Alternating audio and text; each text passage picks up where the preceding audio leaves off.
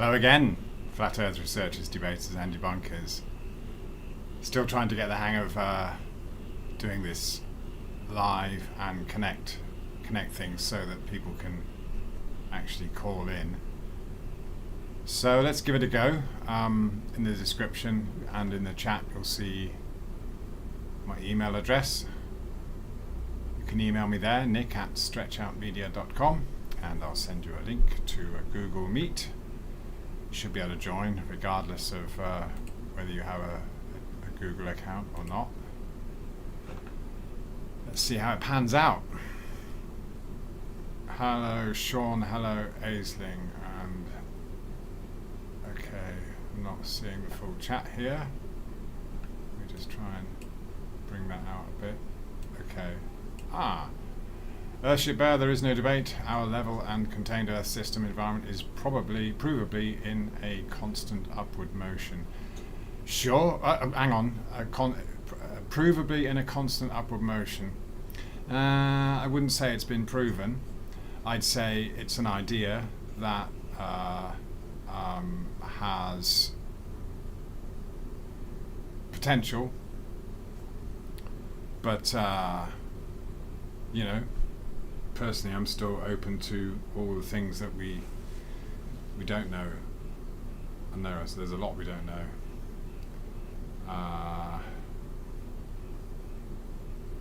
So yeah, my main bone of contention with that whole idea that seeing layers of density as being because the Earth is accelerating, I don't see that acceleration is always at play. Constant move there seems to be a need for clarity between a constant movement at a constant speed and acceleration. Sure, acceleration is a change of speed or direction which makes water and liquids change place, and yes, that's all provable, that acceleration puts the less dense things in the direction of the acceleration. And you know, we can talk about reference frames and things like that, but we don't know, you know, really what our reference frame is doing, and if there's anything beyond that either. And you know, when things are let go of, however you want to describe it, as falling or decelerating or whatever, you know, there's two things that you can attribute and you get the same behavior, and that's either weightlessness, where there's no movement, or there's constant movement. Yeah. So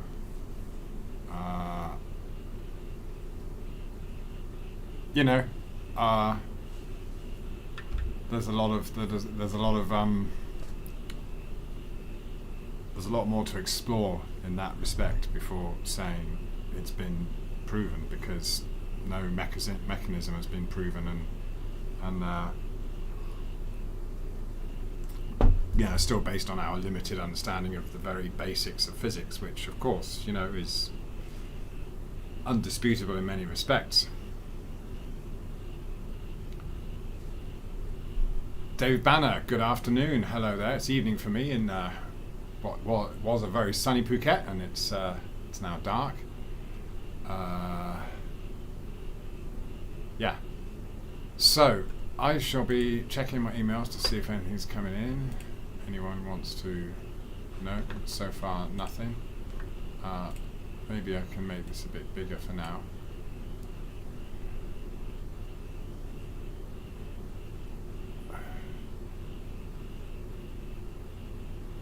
Yeah, personally, you know,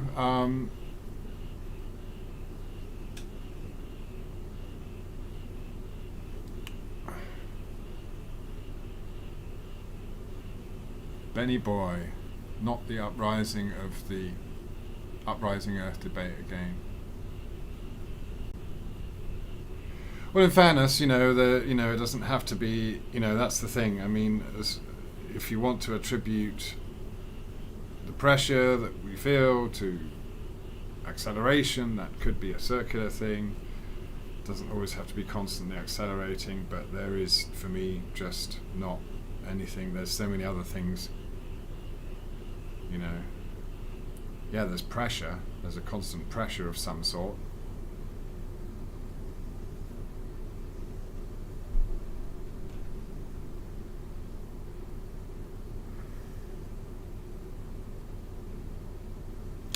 Well, you know, Benny Boy, that's the thing. I mean, what can anyone prove? People can argue their different points and their ideas and make assumptions about what's the cause, but you don't get any further than the globe earthers claiming that certain things cause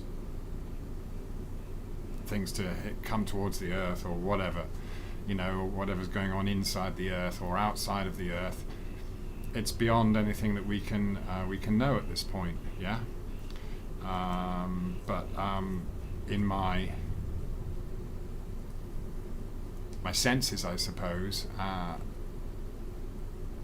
you know, one of the major things to come down to earth with was that yeah, we're not spinning or moving, and there's nothing to you know, measure that any movement, really, is there? You know.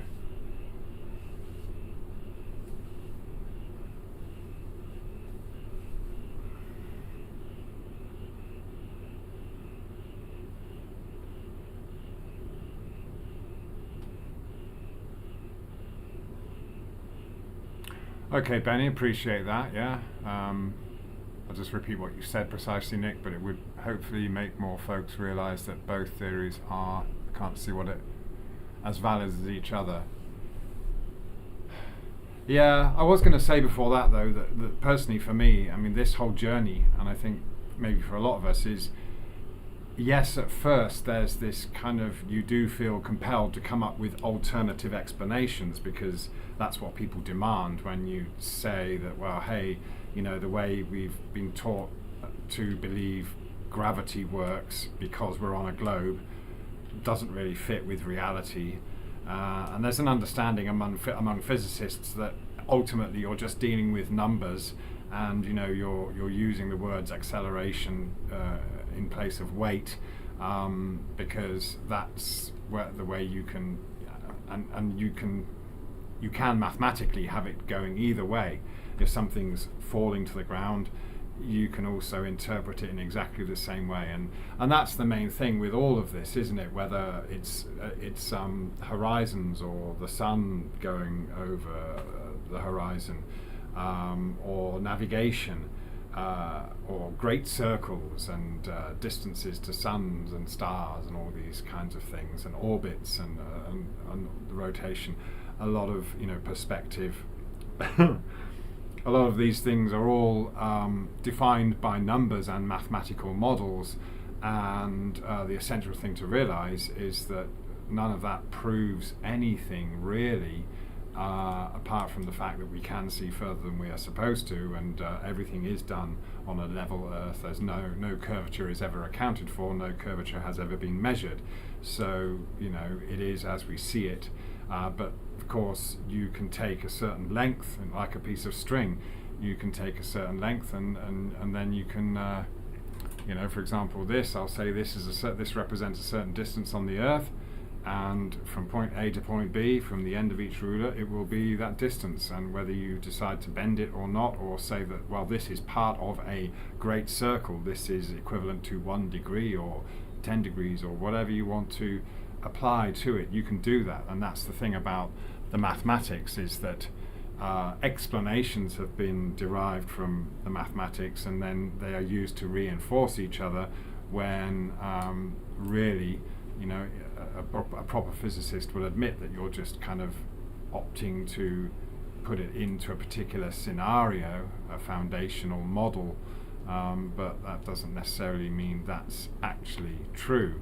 And you know, people like Professor Lewin has already said things like that. He won't So I remember some guy snitched on me once, and then Professor Lewin got back to him and said, I don't debate religious things. And so there was a misunderstanding there that we're talking about religion, but when it comes to flat Earth. But of course, we do realise that the globe and scientism becomes a religion. Yeah.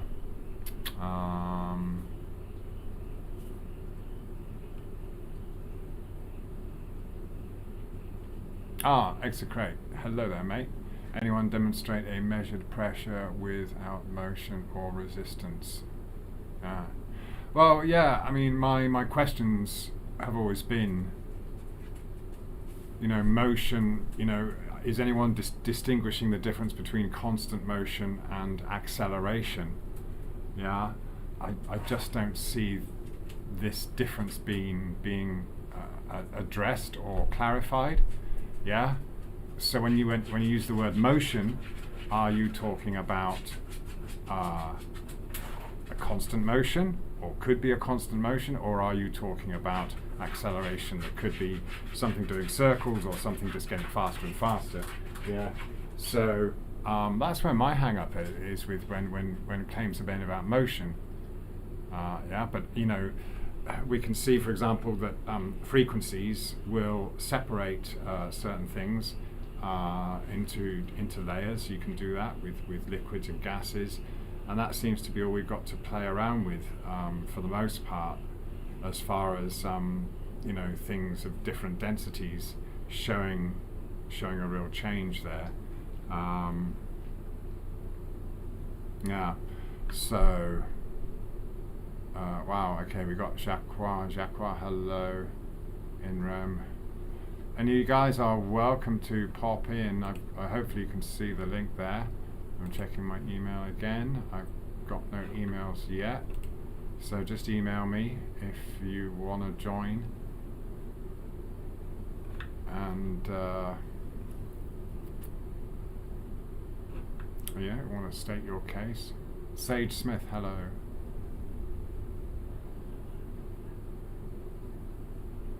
So yeah, sorry. Back to I was kind of addressing Benny Boy, and I suppose at first you feel compelled to come up with alternative explanations to how things work, when really the whole point is to realise that we don't really know, and it's totally open to a myriad of interpretations, and ultimately. How much does that matter? This whole idea about the globe has come about because of our desire to have some solid answers, and that's why something so ridiculous has been so readily adopted, just like we've seen rollouts of certain programs that have convinced people with mass media and education and all the tools available to influence people to have a certain opinion and think a certain way. And of course you're always going to have people on the fringes, but you don't always hear about them. So it's once that was understood, that we'd been led down the garden path with stories and explanations to fit a narrative, yes, there was a desire to find alternative explanations, but then you realise that that's all they are. They're only explanations. What can you prove? And we can't prove anything about our existence. And so the thing is, this place works, and whether you're arguing about a god, a creator being benevolent or not, that again is a distraction, really. Because this is a kind of magical place. There's obviously so much going on in a kind of karmic realm that we don't understand, on maybe frequencies beyond us, whether things are or are not being controlled. Maybe we have a lot of free will, but and maybe we don't. But I figure that we do have free will, and although there are certain things that we know are good or bad or evil or benevolent,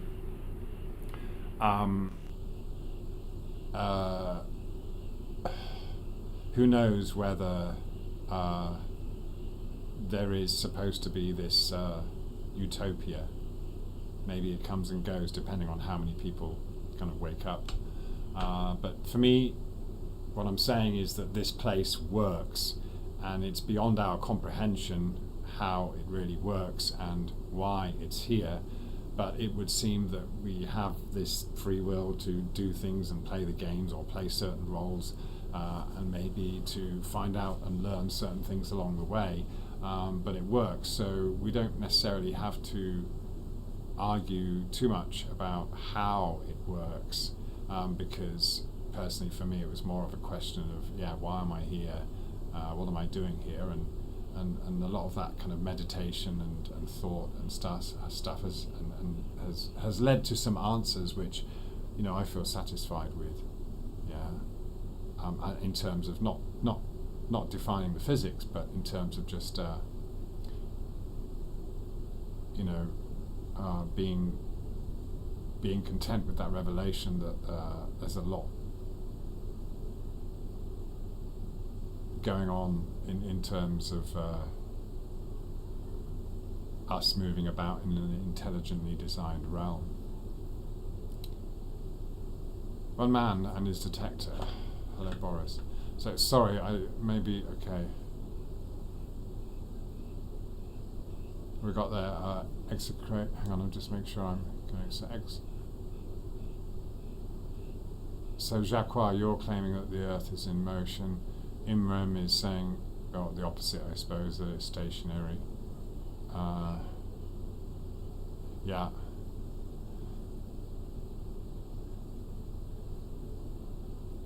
Thank you, one man. So excrete, sorry, just go back to your comment. It's measurably constant. The change in the constant upward velocity is perceived visually and interpreted as a downward acceleration. The physics matter over just your eyes. You should know this. Constant. So you're saying when you use the word, so I'm not sure if that was directed at me, Andrew, but all of these experiments show acceleration, but you're talking about constant movement then? That is at a constant speed. This is what I'm not clear about, yeah? Sleeping Warrior, hello mate. If men can identify as women, then straight lines can identify as curved lines. Yeah. I saw a good meme the other day. What was it? If something, it doesn't matter, but yeah, it's a ridiculous one. That's good to see you, man. Anyway, hope you're getting some nice May weather there. Boris Chops, hello there. Okay, well, thanks, Execrate. Yeah, family's well. We just returned from a trip to the UK, so with a couple of my kids. So yeah, just getting back into things.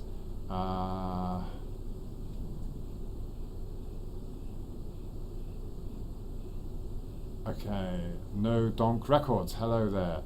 NA Literalist, how the sun gravity rotates the Earth and the planets from light minutes, hours, weeks, years away. Yeah, right. I mean, yeah, the sun being a ball of gas and having, it just, dear. Yeah, it doesn't work, does it?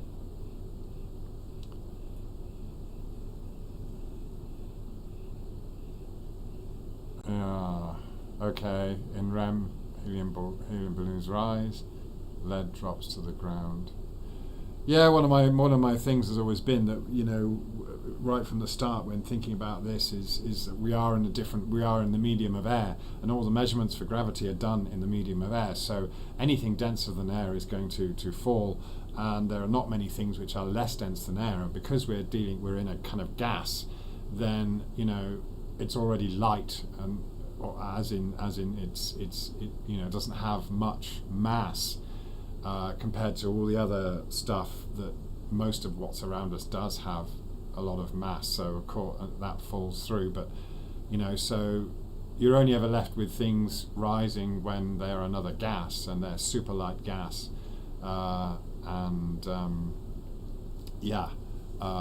because of the medium we're in. I mean, again, when you kind of move things into water environment, you can that can kind of help visualize things, you've got a slightly denser environment, so other things will float that usually sank in the air. So, you know, this is where I've always talked about relative density being a thing here, and somehow I sense that, you know, the medium itself is squeezing. So if you imagine air, whether you want to consider air or liquid as molecules, it's up to you, but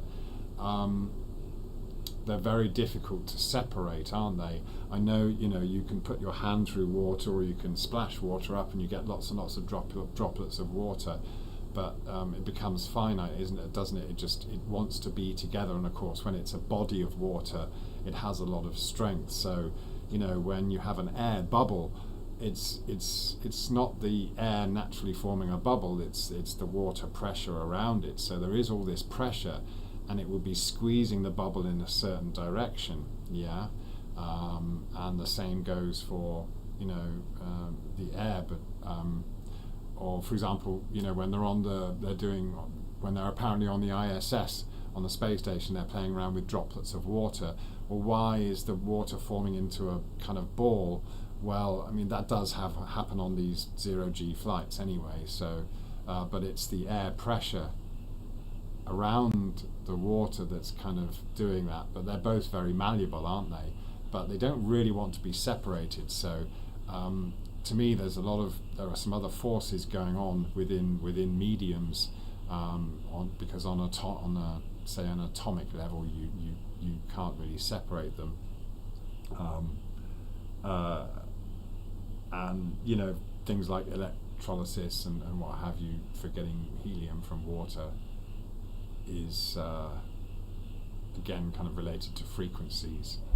So, you know, these, you know, changing or splitting up, basically kind of like attracts like, right? Air attracts air, and it wants to be together with air, and water and so on, different gases. But you know, you can't really physically force them apart. You can't kind of really squash these things or pull them apart mechanically, but you can do it with frequencies of electricity, you know. So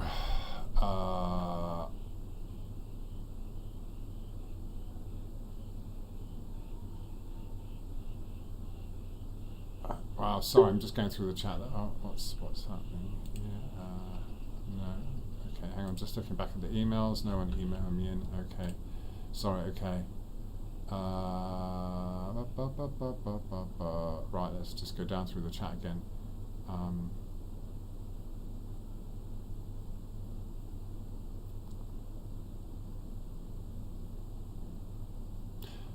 Ushit Bear says the sun, moon, and entire sky clock are within our contained system. Well, Ushit Bear, that's kind of like an assumption you have to make if you want to say the Earth is moving, right, in any given direction. You have to assume that the stars and the sun and everything is coming with us, and you know, it's well, yeah, it'd be great. You know, it's more explanations that can't be proven, just like the distances to the stars that we're told in the first place with the heliocentric model. Yeah, Pablo's dog, hello. The lemons on my tree around, therefore. Execrate. Acceleration is just a change in constant velocity. Acceleration is just a change in constant velocity, so when dropped, a container is still moving in the same direction. Yeah, well, this is the thing, you see. Again, okay, if you want to say that things are moving, or the Earth, are you saying that the Earth is moving in a constant direction, and that gives everything weight? Well, my issue again with that is that that's not necessarily true in real physics. Yeah, I've just got an email from Tony. I'll answer that in a second. Yeah, because again, constant movement doesn't create the same pressure as acceleration. If you've got constant movement, then okay, you might have something that gets pushed against a wall with constant movement, but it's not going to be, it won't have as much weight as with an accelerating reference frame. Yeah. So then, if you were talking about manipulating things in a reference frame that's constantly moving, if you push that thing up in the air, for example, or just away from you, it wouldn't come back down towards you, right? It would stay where it was. That's the thing, because there's no acceleration to close that gap again. It's just constant movement. So to say that the Earth is constantly moving up to cause layers of density and give us weight doesn't fit right with me, because that's not what happens if you're in a reference frame that's constantly moving. Well, I'm just going to go to this email. Okay, Tony Beer, hi. All right, just a second. Let's just see if the thing. Oh, okay. Rejoin. Hang on a minute. I've got to rejoin. No, don't want to start the camera. Hang on a second.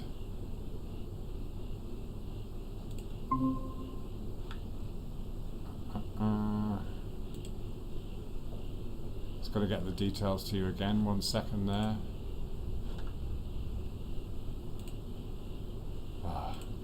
Where's the link? Sorry about this. Bear with me.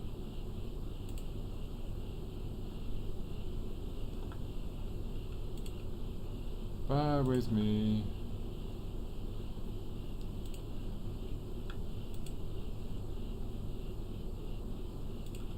Okay, right. Tony Beer, just a second.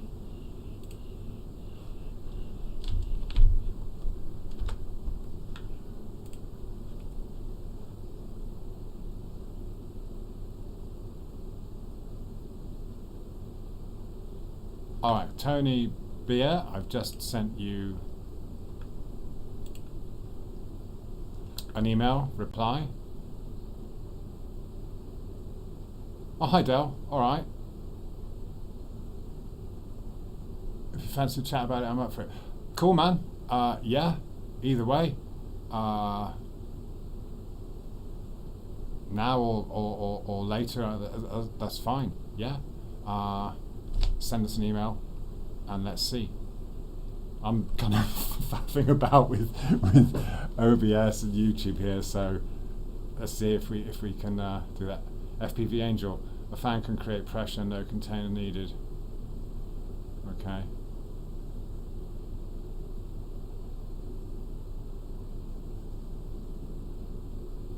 FPV Angel asks us who is debating. No one yet.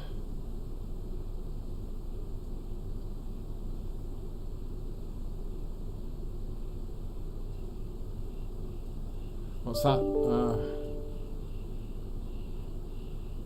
Oh, someone sent me a message, but they've sent me a link. I'm not.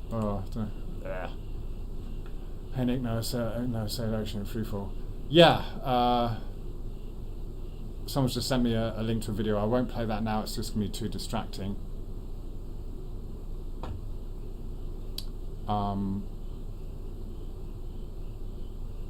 Let me just see what Andrew said just there a minute. Are you able to place yourself in a place with no external forces acting upon you or objects? Then why would animate matter keep move? Why would do you mean inanimate matter keep moving constantly without a constant force applied?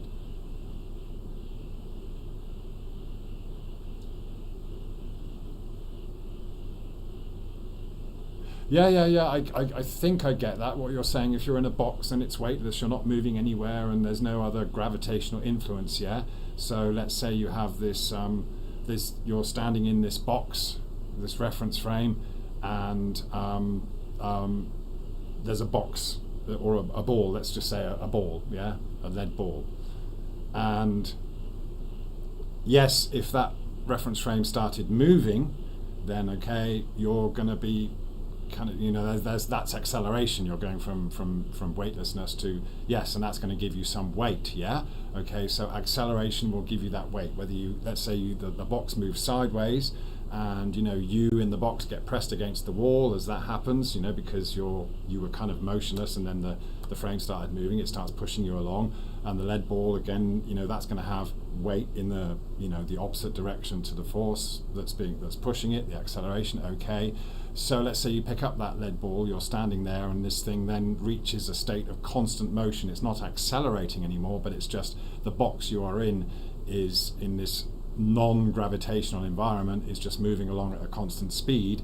Then the way I see it is that you could then push yourself away from the wall, and you would essentially be weightless, because the wall wouldn't be catching up with you again. There's no acceleration. You're just you just pushed us. And the same with the lead ball. You could push it away from you and leave it there, and there would be with a constant movement, there's you've just kind of moved them around in the reference frame a bit, but there's nothing to actually force them to go back towards you or down towards any particular direction anymore. Do you see what I'm saying?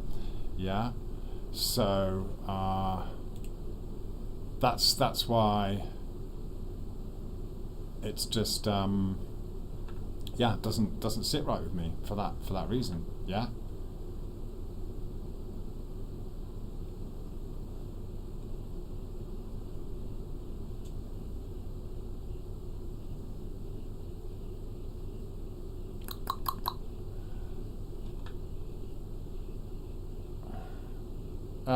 People keep bringing up the word motion. FPV Angel was saying, isn't that what motion? Well, yeah, I mean, motion takes many forms. It's either acceleration, which is obviously increasing speed, or changing of direction. Acceleration can also be achieved by going around in circles. But there's also constant speed. That's not acceleration, or constant motion, yeah? So it's like, different forms of motion get different results, and I can't really see what is being implied as the actual motion that is supposed to be taking place.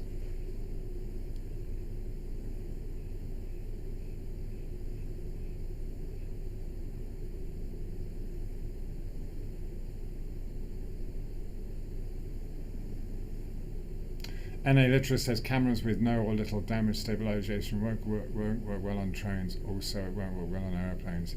Yeah, I've forgotten how it used to be. Trying to keep a camera still. I use this one now. I can highly recommend it. Just put it out there. Yeah, this is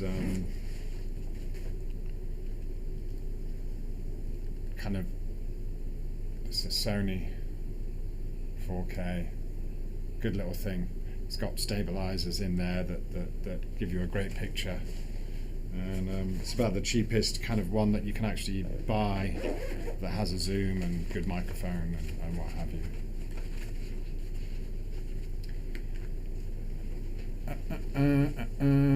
All right, let's see. Well, I haven't seen anyone come in since sending out that join info. Not sure what's going on there.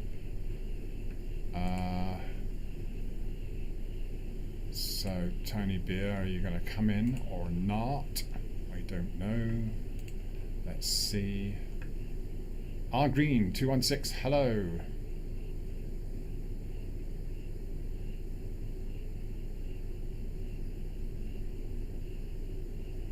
Earthship Bear again, mate. Okay. When you use the word motion, causing weight, do you mean constant acceleration or just a constant speed? No, I'm having a meeting right now. Yeah. Well, yeah. Cardboard. I'm not sure if I have any. Yeah.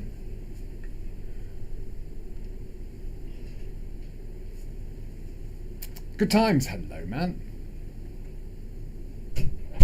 Left Kung Fu, hello.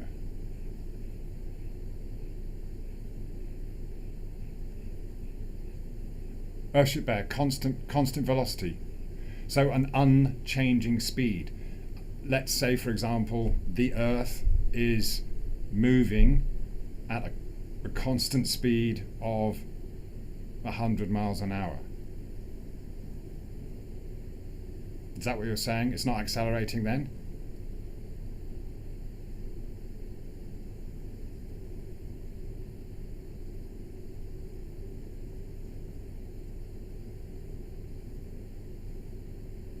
Yeah, velocity is a velocity would be in a single direction. I'm not sure if I'm right there. A constant velocity. So it's not acceleration. Do you mean just like if we talk about do you mean like, for example, 100 miles an hour or 60 miles an hour or whatever speed you want to come up with? Yeah. That's all I want to know. Okay. So, I agree that in the real world, acceleration gives you that feeling of weight, whether or not you're in a gravitational environment, right? You get weight from acceleration, we all know that. But constant speed, an unchanging speed in a linear direction, does not create weight. It's the same, if you were in a non-gravitational environment, it would be the same as being weightless. Yeah, that's how I see it happening in the real world. But of course, in the real world, we're already in a gravitational field. But yeah.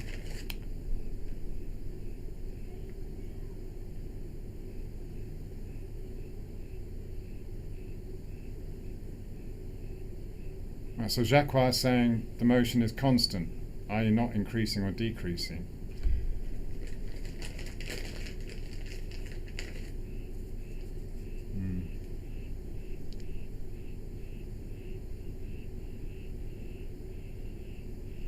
Yeah, V. Thomas. The downward vector people are the dolly dreamers.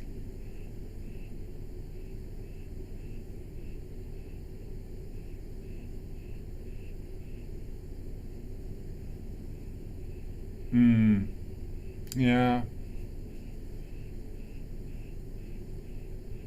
And electrous cameras were okay.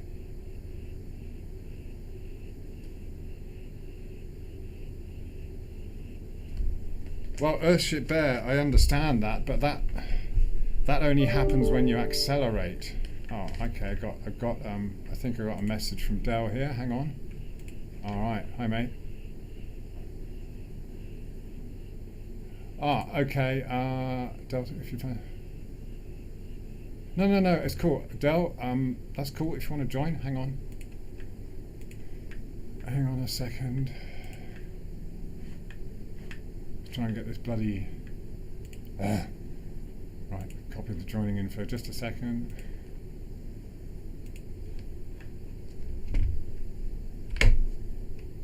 Right. Okay, Dal, I've sent the link to you. Sending it right now. I've no idea. I've got the Meet open. I'm hoping it will connect with the OBS and YouTube. Let's see. But I won't. Well, I'll hopefully just keep it to audio, just to make sure I don't get any of the problems that I know you had in the past as well, getting people on to Google Meet.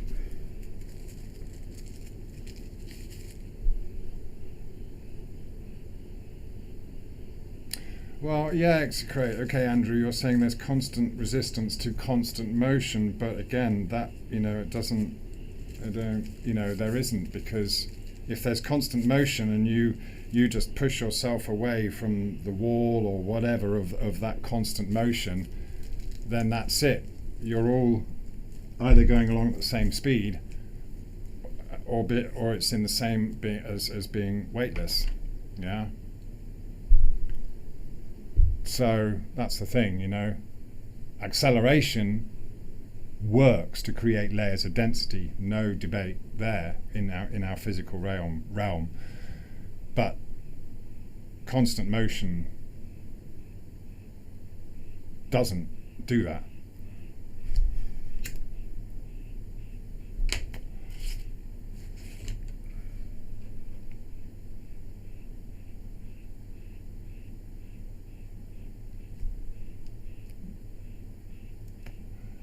Yeah, Love Kung Fu saying Shaolin, the faster it goes, the more speed needed. Corey Murphy, hello there, mate. David Banner, static balloons.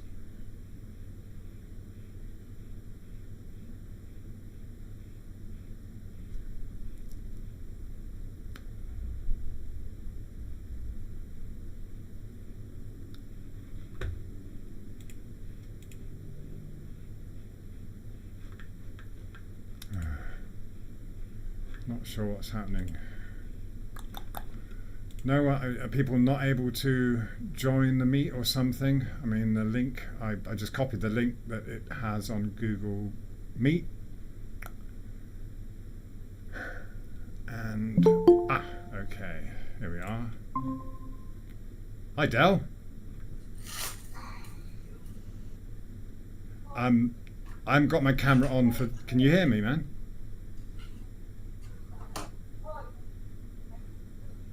You know what I mean? I can hear you. Yeah, hang on a second. Let's just I can hear you.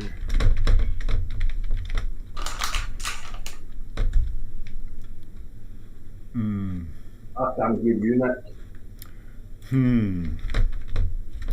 All right, so Del, okay, I'm not sure what's being broadcast at the moment.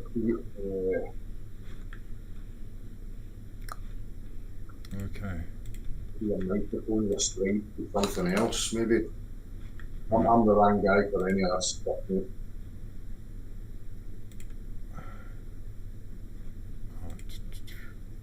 No. Can you hear me? Yes, I can hear you now. All right. Now, let me just check whether that is affecting this. YouTube. Couple of old farts trying to get hang of this new technology. I'm still the same. All right. Let's just see. Can anyone tell us in the chat if you can hear Del and you can hear me? Because I got my microphone now going to both. Okay, got someone saying Del is audible. Okay, you can hear Del fine. Okay, well that's a good start. Do you want me to put your? It's up to you, Del. Do you want me to put what your video onto the broadcast, or just you have your audio? Either or, Nick, it's up to you, mate. I'm happy, whatever you decide, mate. Okay, mate. Hang on a second. Let's just just give myself another technical job to manage, like an idiot. Hang on. That's all right. Yeah. Right. Let's give it a go. Right. I'll make mine smaller. You got a widescreen. I just got this. I don't know what. Yeah. Okay. Del's on widescreen. Nick's on. So I don't know what. I don't see you anyway in this, Nick. I think because it's the same when I do it. You know, my camera's through the OBS, so right. It doesn't run both things anyway. So. Gotcha. Okay. Looks like we're good. Okay. So it looks like people can hear us both, and they can only see. Well, they can see us both now on the stream. So, man, it's a shame we didn't catch up with you when I was back in the UK, but I was pretty tied up, pretty busy. I think I just missed you. We went to Blackpool. I think it was the following week. I think you'd already probably left. Right. Okay. I'm sure it will happen one day, mate. I'm sure it will happen one day. Yeah. Did you get some sun? I did. Funny enough, also on the way out of Blackpool, I had stopped at the petrol station.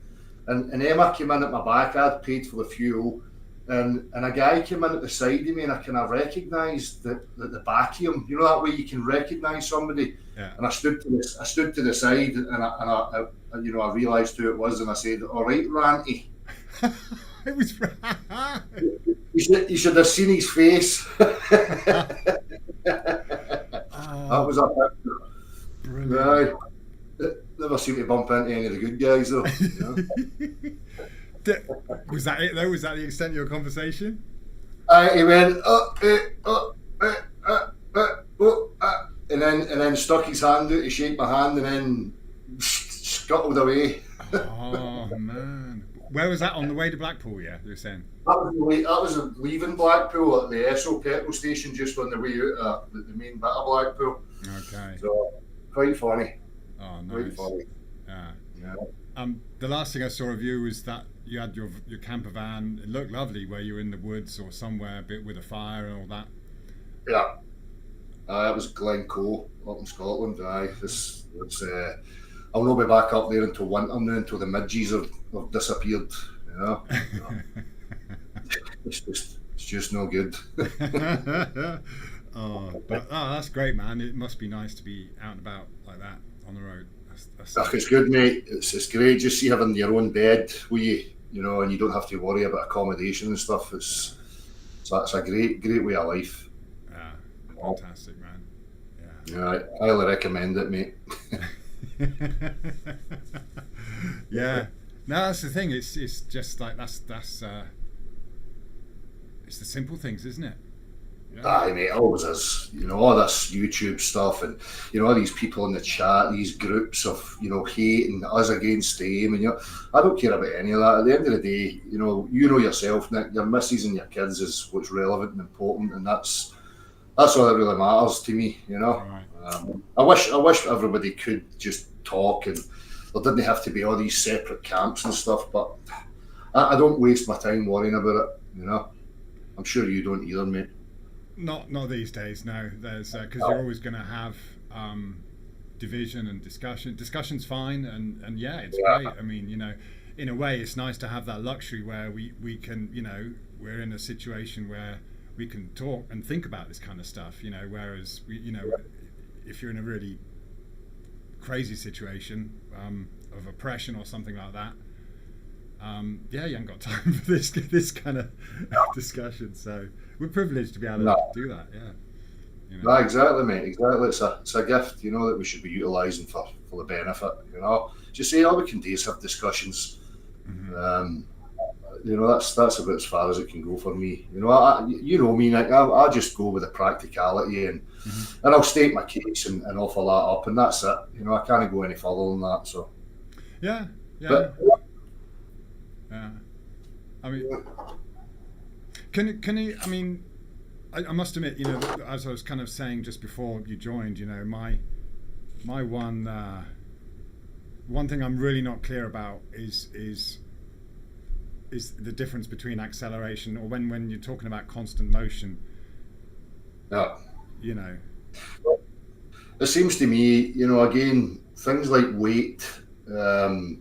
Or any little example like my weight, or if I put a little spring on the table, it stays at a set compression.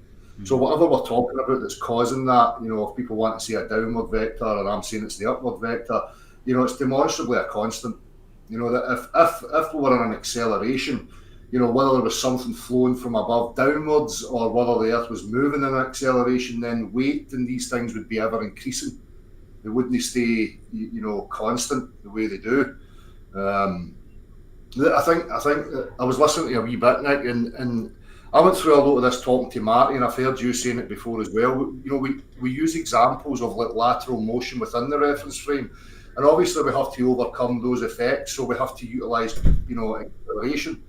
But you know, like right now, if I was to put you on an elevator, a platform, and send it upwards at 100 miles an hour, your weight would just remain constant relative to that 100 miles an hour. It wouldn't increase, it wouldn't decrease, it would remain a constant. You know? Yeah, but my only kind of my what in my mind's eye, what I see happening with that, if you're talking about that upward acceleration, upward speed, sorry. So you're talking about a constant speed, 100 miles an hour, whichever direction it might be to create that gravity, right?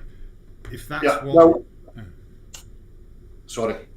Yeah. So if that's what we're, you know, is kind of, that's the thing. If a constant speed, I would see that myself, if you could push yourself away from the floor that's pushing against you, and you're all moving at a constant speed, then I don't see that I'd come back down again.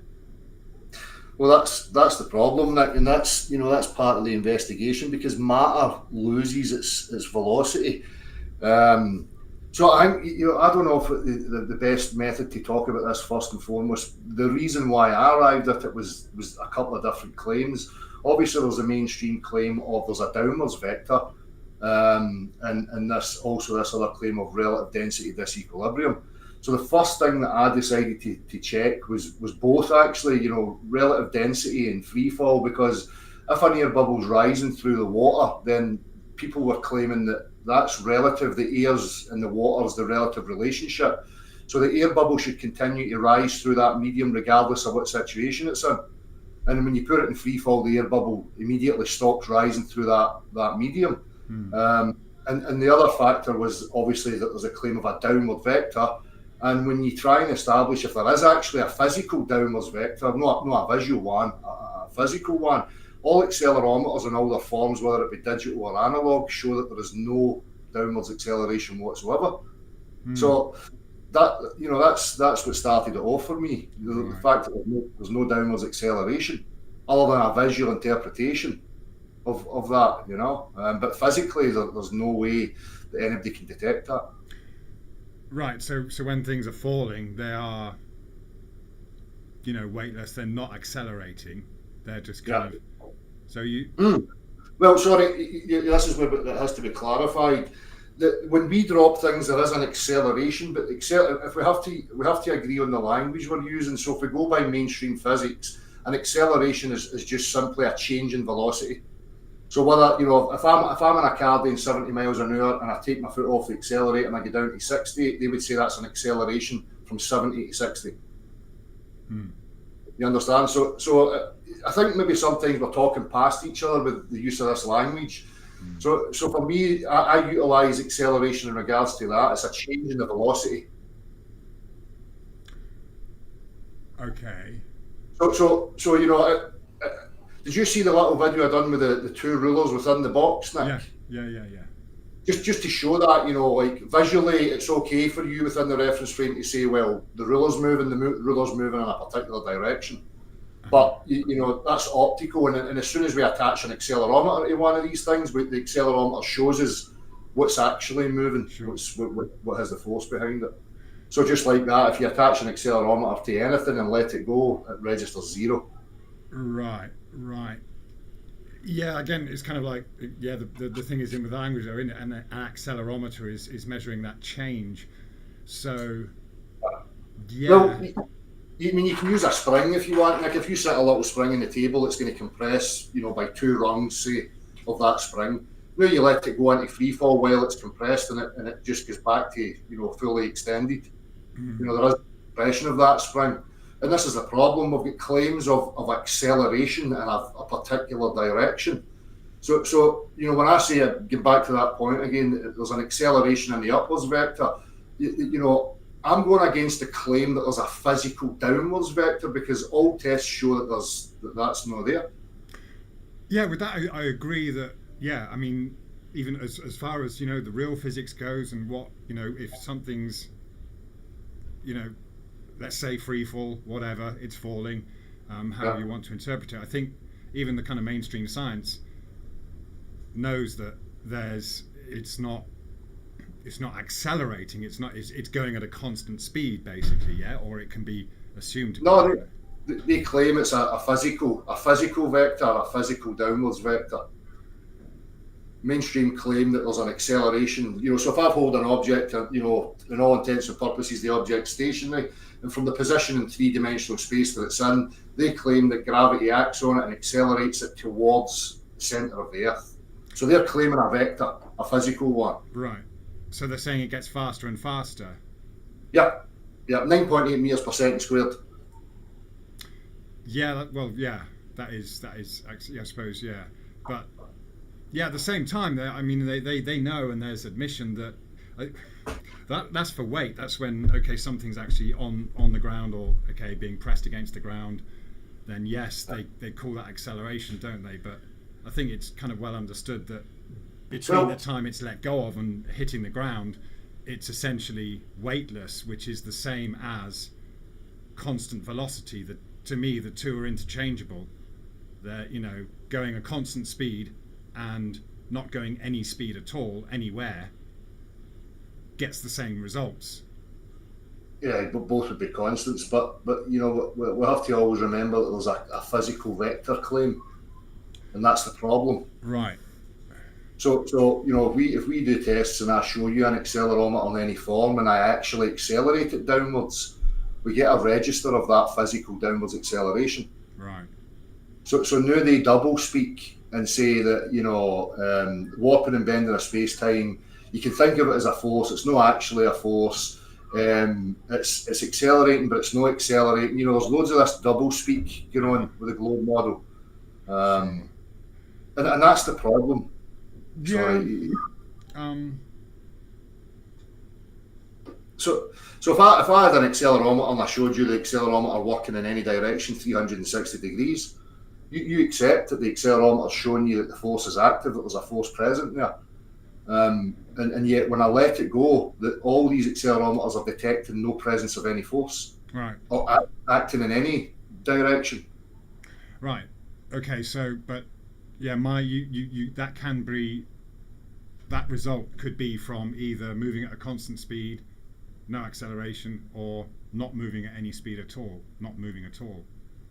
Well, the claims are though, whether stationary earthers or globe earthers, if I'm holding an object and I let it go, they are claiming that from the point that the light is at in three-dimensional space, it's the thing that's actually moving from that point to another point, that being the Earth. Yeah. So if that's the case, then why can we not detect that? Sure. Yeah. I mean, it's a bit. Yeah, I get that argument. Yeah. Again, though, if you're talking about dropping a lighter and you're saying that we're all being pressed down against the Earth because the Earth is moving at a constant speed or velocity, which means it's going in a linear direction at a constant speed, then the way I see it is that you would let go of that lighter and it would just hang in the air. Yeah. So, well, that's the problem, though. But why would you think that? Reality for me is not supported by a vacuum. Reality, there's no point in reality that you can come to no thing. Right. So right now, if I ask you that question, Nick, if we were in a vacuum chamber right now and we'd vacuumed it the best we could, so there was very little air in there, and I start accelerating you, why does your weight increase? There's something that the matter of your body is attached to that's causing a resistance to motion. So matter seems to have this property that it resists motion, because I can prove that if I accelerate you in any direction, your weight will increase. So that's telling you that the matter of your body is resisting the motion. So what's causing that resistance? Yeah, I get that. If the frame is moving, you're in that vacuum chamber and it starts moving, that's the only thing causing your weight, because you've accelerated, you've gone from not moving and then moving, so that's acceleration. But let's say you accelerate to a certain speed, could be 100 miles an hour. At that point, me and the box, we're all going the same speed. So if I pushed myself away from the wall of the box, I wouldn't go back down. There's no gravity affecting me in that sense if the reference frame is moving at a constant speed. You would have to have constant power like an aeroplane to overcome that. You would constantly have to be pushing away from it continually and maintain it, just like a helicopter hovering. You would have to have some power source there. But the point I was making about the vacuum thing, Nick, was when you said, when I let the lighter go, why does it not just hover there? Mm-hmm. Well, that's the point I'm making. There's something about matter that resists motion. There's something that's underlying, that's holding matter stationary, if you like, and it resists any sort of motion. So you can demonstrate that to yourself right now. If I accelerate you, your weight increases. Mm-hmm. So if there was no factor of your matter being attached to anything, then I accelerate you, then you should feel no increase in your weight. But the fact of the matter is that you do feel an increase in your perceived weight. We're just using weight as a loose thing here. because matter doesn't have weight in it. There's no an intrinsic aspect of matter, it's a result of something, and for me that's what it is. Matter resists motion, and when motion happens, you get what we call weight through that resistance. So for me, the mainstream model's talking about gravity, gravitational fields and whatever else. Well, I would say that field or whatever that thing is static. It's stationary, and we are being propelled through that, so that when we are no longer attached to the reference frame, the matter of our being and any matter goes back to stationary. Something that's resisting that motion. They have it inverted. They have it, obviously, that gravity's flowing through matter and flowing towards the earth. As I've said that before. If that's the case, like in a river, if I put a spring into a flowing river and I hold one end, then the river takes the other end of that spring. Now when I let that spring go, the spring remains elongated because the force is continually acting on it. But yet if I hold a spring up in the air and it's elongated and I let it go, it compresses back to its original state again. If there was a flow, an actual force flowing through it and acting on it continually, it would remain stretched, just like the example of putting it in a river. All right, okay. Yeah, I get your point there, yeah. I mean, in that sense, I agree with you that there's the explanation is wrong, or the conventional explanation for gravity is wrong. Again, I'm still not getting past this point where, like I said, if motion is what's being attributed to gravity, then I don't see that constant motion would give me weight, because that's why I'm saying there's another factor that obviously the mainstream talk about, and other people are investigating. That for me there's two constants. There's a constant resistance to motion and there's a constant motion. So there's an equal and an opposite. Okay. And that's why I'm saying if I put you on an elevator right now and do 100 miles an hour, you're going to remain pressed on that floor with a constant weight. Not necessarily. Upwards, yeah, then it would be. So I'll give you another example, Nick. So if you've got an air bubble rising through the medium, right, and it's sitting on the table, and say we've got a 30-metre tube, tall, and it takes 10 seconds for the air bubble to get from the bottom of that to the top of that. Now, if I do that again and I now accelerate that vessel upwards, then the air bubble rises through the medium quicker. If I then accelerate it downwards, the air bubble inverts and starts going towards the ground through the medium in that direction. And the same in any direction, 360 degrees. Yeah, as soon as I let it go in free fall, the separation of the air within the medium ceases. It just freezes in its position relative to the medium. Yeah. Again, with that, as far as acceleration goes, it creates weight, and it's kind of. So it is, to me, it's still a mystery what's happening when you let something go. Is it decelerating? Is it not moving, or is it moving at a constant speed? Does it kind of, these things are all kind of. The buoyancy and density, when the force is active, that being that there's a force present, something actively pushing on it, then we see the separation, we see the air moving through the medium towards the direction of the acceleration, or the direction the force is travelling in. And again, that's true in any direction. But as soon as you remove the active force, the thing that's causing the motion in the first place, that separation no longer occurs.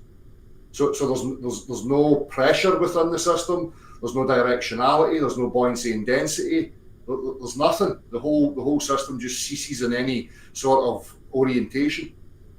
But as soon as like if I drop that vessel and the air bubble ceases in its motion, and the little weight stops sinking in the vessel, and then I come along laterally at 100 miles an hour and I press on that, now buoyancy and density goes laterally. The air's going to start moving towards the direction of travel, and the dense material towards the back. Sure. So these you can demonstrate. Anybody can demonstrate that to himself. That would be acceleration. You're changing the direction, so you're changing the velocity or the speed. Yeah. Well, we have to have acceleration in regards to if we're connected to the Earth. But if you had a propulsion system that wasn't using lift, so like a missile, A missile is just using linear straight line motion. It's not really trying to have any lift, so it's not utilising the vector that's already there. Then that propelling that is going to show you a lateral displacement of buoyancy and density to whatever direction that's moving in, and it will correlate to the speed that the missile's travelling at. Yeah, it catches up. So that kind of the I'd say that the effect of acceleration disappears. So if you've got these two mediums within that rocket, they would stop having that effect of acceleration, and they would still remain separate, wouldn't they? But they wouldn't necessarily be layered in the same way as when they're being accelerated. Aye, no, in a constant, it would. If you're not using lift, and then you've got to then factor in that already established vector. But if you've got a missile travelling laterally without using any sort of lift, it's just being propelled at a steady 1,000 miles an hour, say, then that buoyancy and density layering, the pressure gradient, is just going to lay itself out accordingly to the direction of travel. Yeah, and then as soon as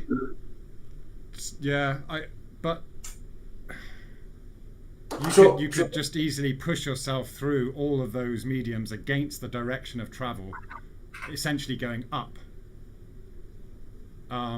if that motion was constant, because do you see what I mean? It would be the same to me. I just feel that it would be the same as being in a weightless environment where you're traveling at the same speed as the reference frame. Let's think about it as a little example. We'll go back to, you're on a platform that's moving upwards at 100 miles an hour, and you jump right now in Earth right now. You jump, and that platform is going to connect with you again. What happened in that situation? Did you lose your momentum, and then you start going in a direction of downwards? Or do you think that platform is just going to continue to come and meet you at 100 miles an hour? Because you would need like rockets on your feet in order to continually maintain your distance from that platform.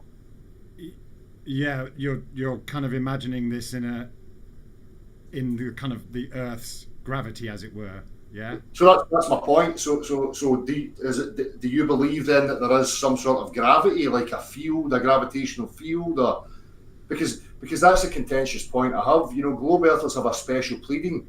If they claim acceleration downwards, yet I see no observable, separation of buoyancy and density, no gradient, then they have to claim that all the different states of matter are all accelerating in a particular physical vector at the same rate. So air, liquid, solid are all moving at the same rate with a force acting on them.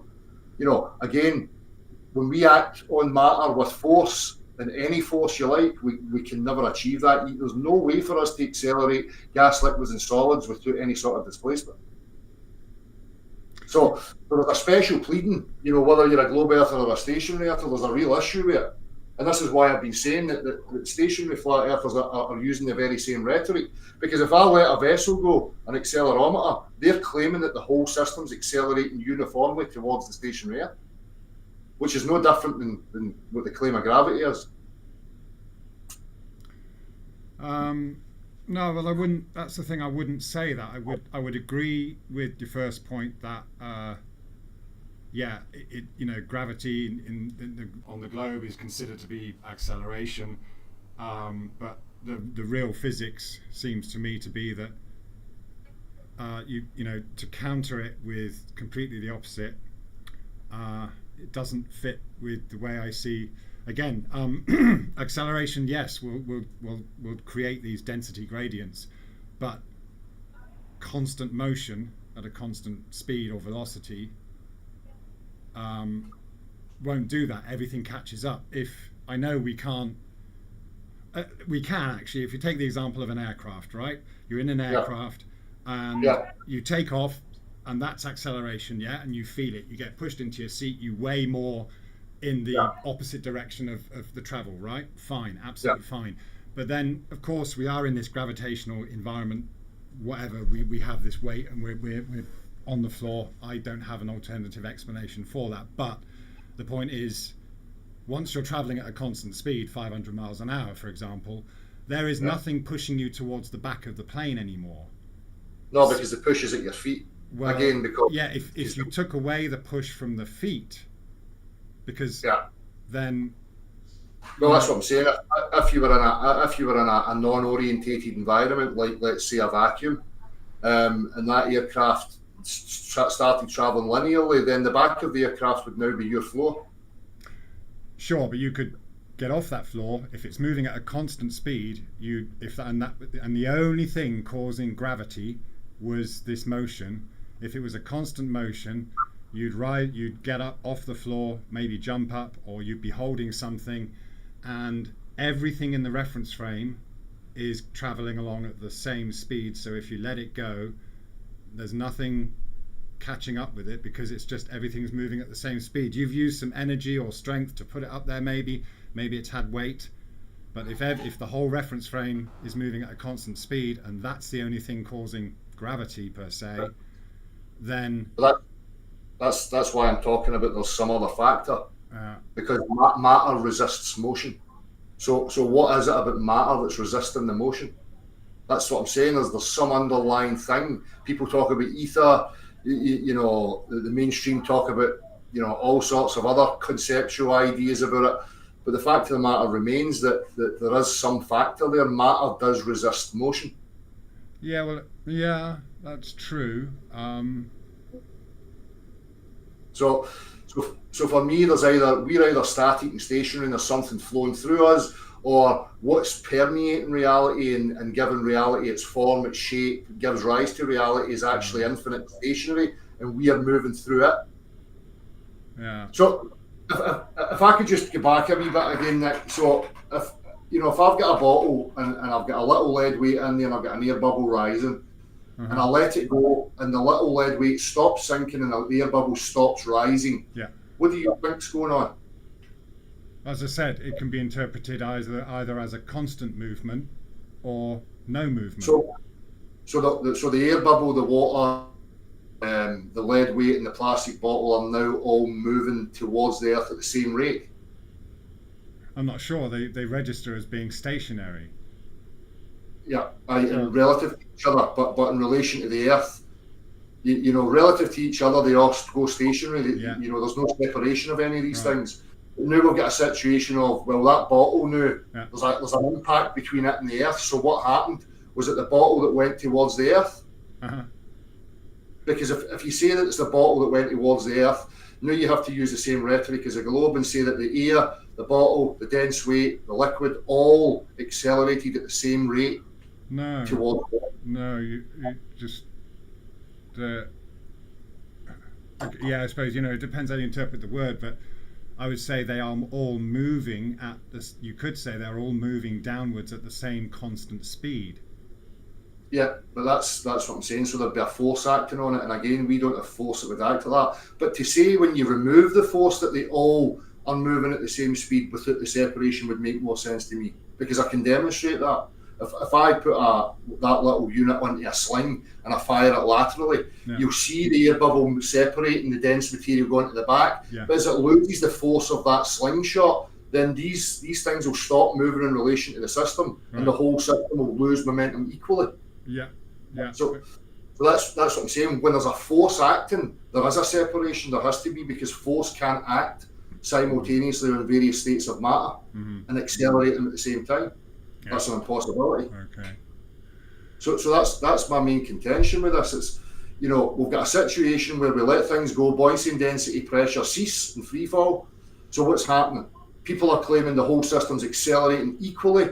Whether you say it's a constant or it's accelerating, there's the claim that the bottle, the system's moving through space towards the earth, but yet we don't see any signs of that. We don't see any separation of the materials. You wouldn't see any separation if it was moving at a constant speed, though, would you? Aye. Yeah. Yeah. So. Even in a helium balloon, if you put a helium balloon in a little isolated box, the helium balloon will rise in that box. As soon as you let it go, it stops rising relative to the box. because it needs the pressure. You know, without that pressure, that compression of the air, there is no buoyant effect. But you know, again, if I attach a spring to a helium balloon and I let the helium balloon go, the helium balloon moves at a constant rate, and you can see it expressed in the spring because the spring remains elongated at a constant. But yet, if I attach a bowling ball to a spring and I let the bowling ball fall, then the spring does not elongate; it just stays totally compressed.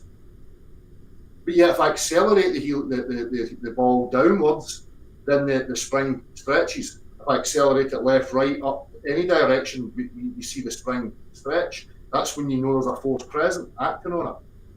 But yet, when we let free fall, there's no forces acting. So there's no force acting on it. So to me, it has to be losing momentum on that vector. Because to say that it now has a different vector is implying that there's a force acting on it, but yet we don't see any, you know, signs of that. We can't detect that in any way. It's, you know, special pleading. I'm always kind of, as you're talking, I'm kind of like imagining this in different mediums as well. You know, that's kind of like one of the kind of, I think I kind of touched on it earlier, is obviously, when we're doing these experiments, we're either dealing with something that's has a lot of mass in relation to air and liquid, which are very close, and they're both kind of very similar, and so they become very malleable. It doesn't take that much force to kind of you know, have those two mediums do certain things. It's always an issue with the whole thing. We're just, you know, we're in this medium of air. What happens when we're in the medium of water, or what if we're in the medium of mercury, for example? Well, you know, if you're in the medium of water, then the buoyant effect is increased because you know the water can push on the matter more than the air can. So, you know, again, like the buoyant effect, if you know yourself, Nick, you've been swimming loads of times, you live in a hot country, you jammy that. If you've got a beach ball, Nick, and you lie on the beach ball and try and submerge it, you can feel that push upwards on you. Yeah, right? Sure, man. Yeah, it's almost impossible. Now, if you're in a swimming pool and I've got that suspended on two cranes, right, and you're trying to push that beach ball under the water and it's pushing up on you, as soon as I let that system go into free fall, that beach ball does not push up on you anymore. So Andrew's demonstrated that with a little ping pong ball attached to a spring.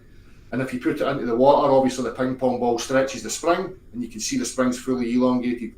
As soon as he puts it in free fall, the spring collapses and the ping pong ball is now submerged under the water because the buoyant force, the pressure within the water is no longer there.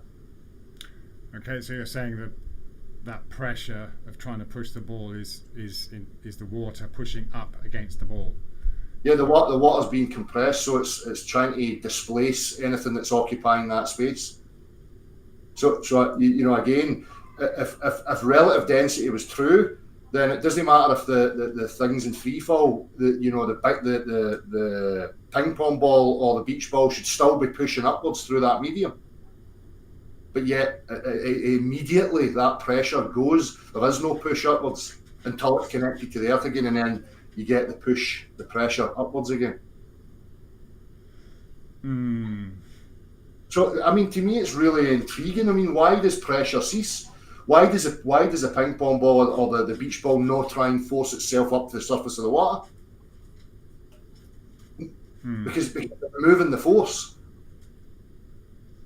You know, the earth push is causing the compression within the medium.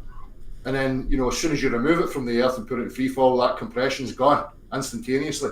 So the beach ball, the ping pong ball doesn't have a direction. It doesn't know what buoyancy is. There is no buoyancy. It just goes instantaneously, which to me is absolutely incredible. You know what I mean? If there's a relationship between buoyancy and the mediums and stuff, then these effects should always be present. Yeah, I mean, with the beach ball thing, I can never imagine it going under the water. It does it. I mean, you can go to Andrew's channel right now, or Williams, they both done it. Ping pong ball attached to the spring, obviously the buoyancy's there. Right. As soon as they put it in free fall, the spring collapses, buoyancy's no longer there. So buoyancy has the power to stretch the spring, and the ping pong ball's at the surface of the water while it's connected to the earth. But as soon as you detach it from the earth, that buoyancy is no longer there. The spring's the only force acting, so it compresses and now the ping pong ball submerged under the water. Right. And if anybody can explain to me what's going on there, then fine. Yeah, so I don't have an explanation. Don't think anyone really does.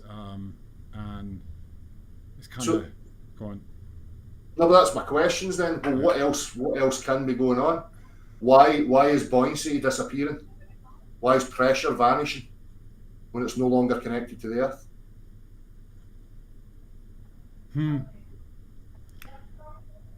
Yeah, I mean, Nick, it took me a long time with this, mate, honestly, and I don't expect. Again, I'm not here having a conversation with you to convert you, Nick. I'm trying to explain, my position, other people's positions, and the observations and the tests. And again, everybody can repeat these. There's no trickery. There's no, it's no textbook stuff. It's, you can go and observe this stuff. I mean, if you want, I can share that, the ping pong ball thing with you right now if you want to see it, if you've not seen it yet. I think I have. I mean, not if it's very, very recent, but if it's a few weeks or months ago, I have seen it. I know what you're talking about, yeah. And it's, nice one. Yeah. This is it. I've never really, known.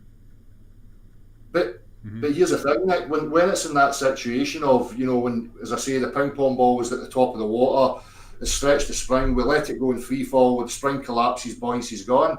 If we now actually accelerate that system downwards, the ping pong ball inverts and goes towards the bottom of the vessel and the bottom of the spring towards the top, and now we have a buoyant effect, but in the downwards vector. Acceleration will cause this, and then a force acting will cause that separation, will cause the pressure. Yep. Well, again, it comes down, a force acting. If it was a constant force, then same result. But is your weight increasing just now, Nick, or is it constant? Sorry, what do you mean? Is your weight right now, is it constant? Yeah, I suppose so, yeah. Right, well, there we can see that we're dealing with a constant. But, yeah, and it's understood, obviously, in physics, they talk about weight in terms of acceleration, and yes, you could, yeah, they say down, you're saying up, but, and are you saying that it's acceleration? No. Or you're saying constant movement, constant velocity? I'm connected to the Earth. I experience the constant. Now, when if I step off a building, there's an acceleration, a change in that velocity, because obviously visually we see that there's a meeting of me and the Earth. Yeah. That's visual, and you can say, well, there's a visual acceleration downwards there, but it's not a physical one, because if it's physical, then we've got devices that can detect that physical acceleration, which they don't detect. They detect zero acceleration in that vector. Is there not a point? Sure, is there when you first let what's happening when you first let an accelerometer go? Then the force is no longer acting immediately. Yeah. I mean, it's again. I don't mean to be condescending to anybody. I know you, Nick, but a spring's a simple accelerometer. So a spring will show you the direction of acceleration or motion. And if I'm setting a spring on my table right now, it's compressed to a set amount. So say the spring was 10 centimeters. I set it on the table. It compresses to 8 centimeters. It remains a constant compression. As soon as I let it go in free fall, it extends back to 10 centimeters again. So if we were living in an accelerated environment, whether it was something flowing from above or whether the Earth was accelerating, ever increasing its velocity, getting faster and faster, then that spring would continue to compress more and more and more and more and more. In any situation, whether it's from above or whether it's the Earth moving in acceleration. So that shows me that there is no accelerative force. Right. Acting. Yeah. It's a constant that's acting. Okay, with that I agree. Yeah.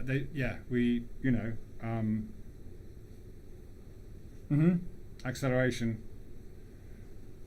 Yeah.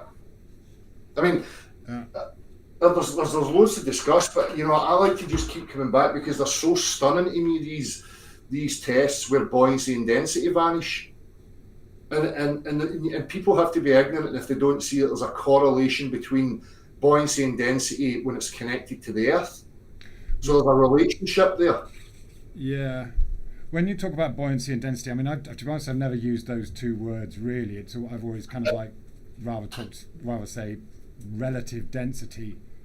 Do you Well, you're correct, because they're just words, Nick, you know, and nobody really knows what matter is. You know, there's loads of these underlying things that we talk about, you know, colloquially. Yeah. And I just use those words as a colloquial reference, just so that we've got a kind of agreement. But you know, I totally agree. I mean, what is density? What are we talking about? You know, it's a name given to this thing where people say, you know, dense things sink, like less dense things go up. You know, but that again, in a situation like that, that's two vectors acting simultaneously. When in reality we can establish that there only is one vector, because let a helium balloon go and it will show you that there's a force acting. But yet if you let a lead weight go, it shows you that no force is acting in that downwards vector. But yet we can see one acting in an upwards vector.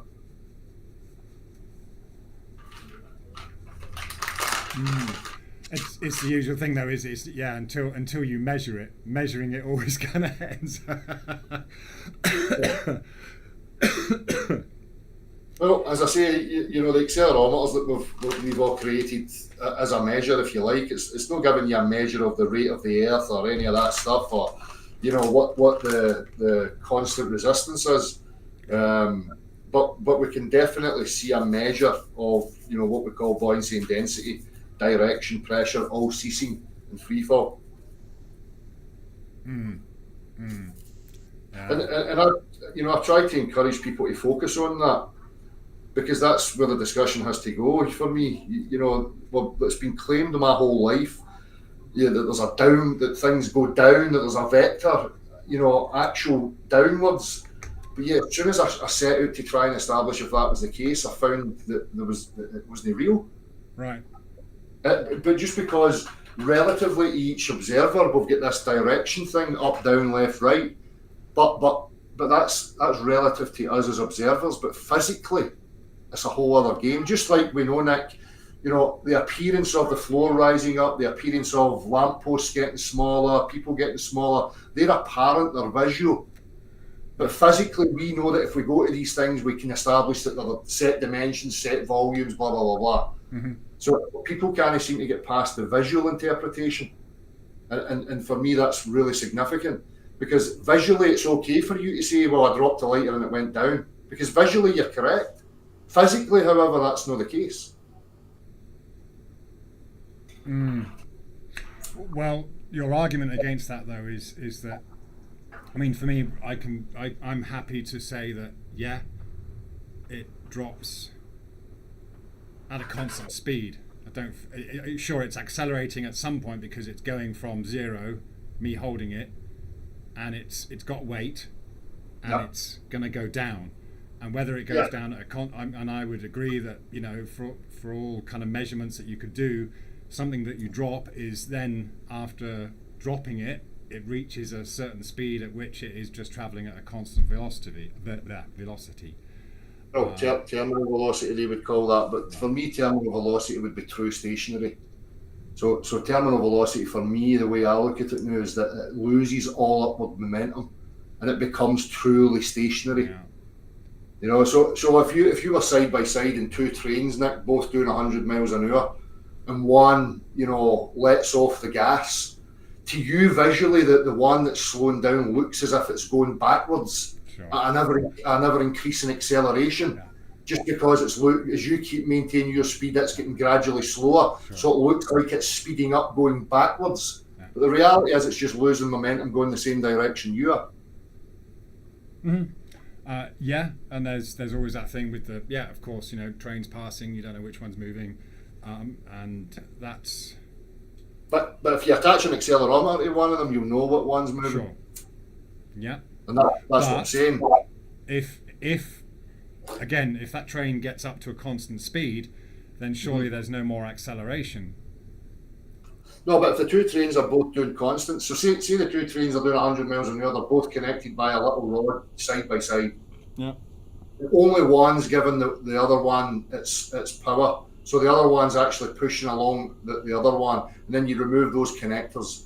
The one that doesn't have the power is going to lose its speed that you're traveling at. So visually to you, it looks like that one's going backwards now. It's getting an ever increasing speed of going backwards relative to you. Yeah, the reality is still moving the same direction as you. Sure. Again, we got the luxury there of imagining these two reference frames, and you can switch between the two.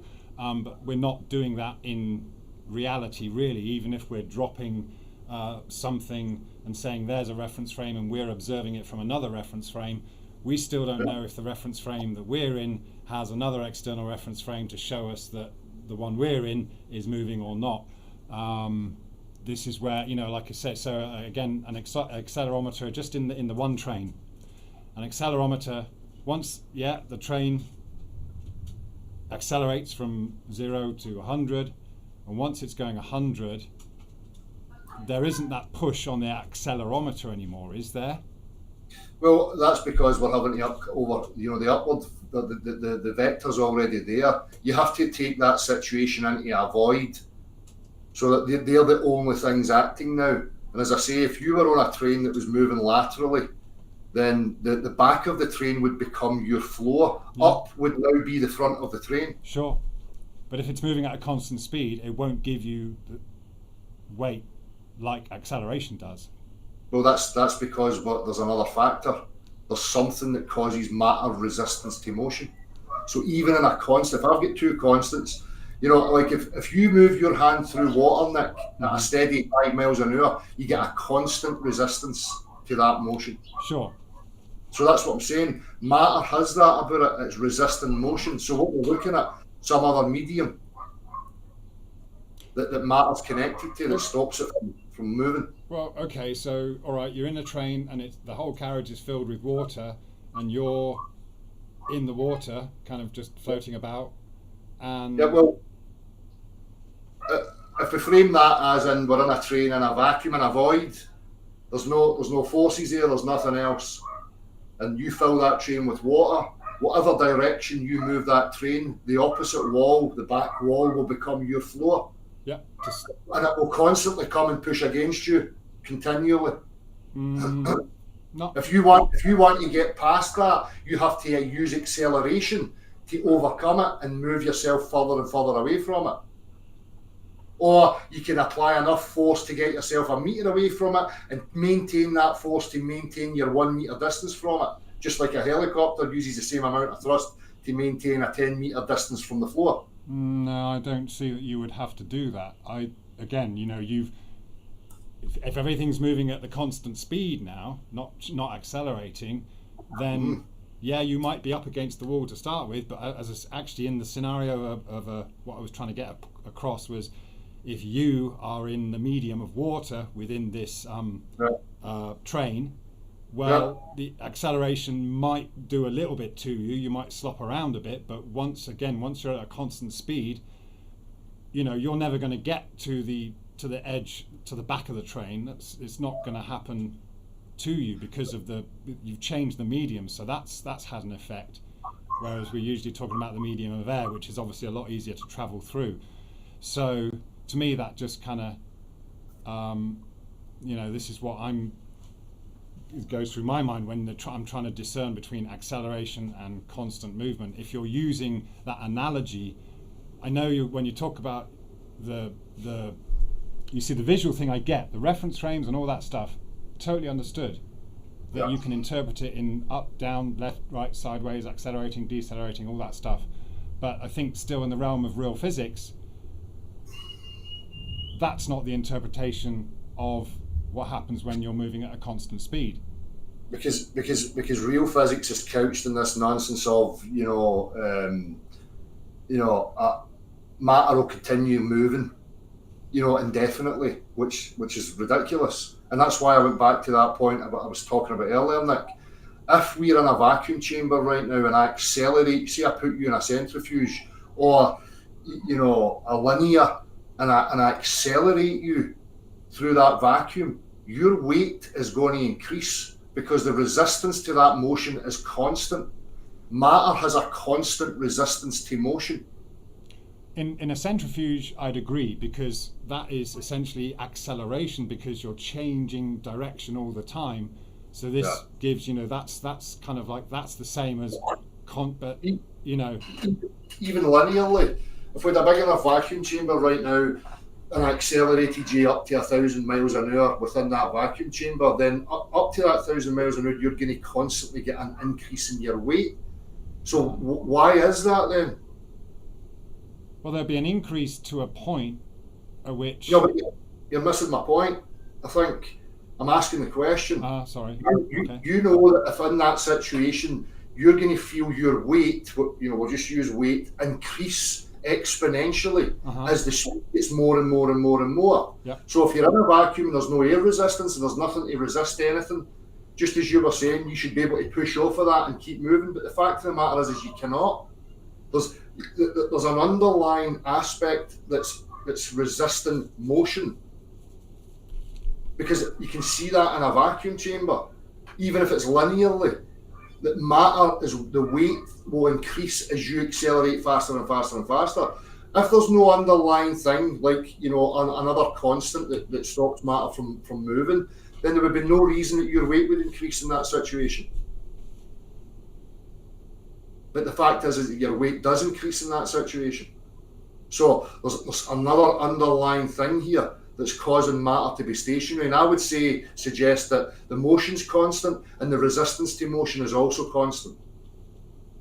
This is why when we let the object go, the buoyancy and density ceases, because there's no force acting on it, that being motion acting on it.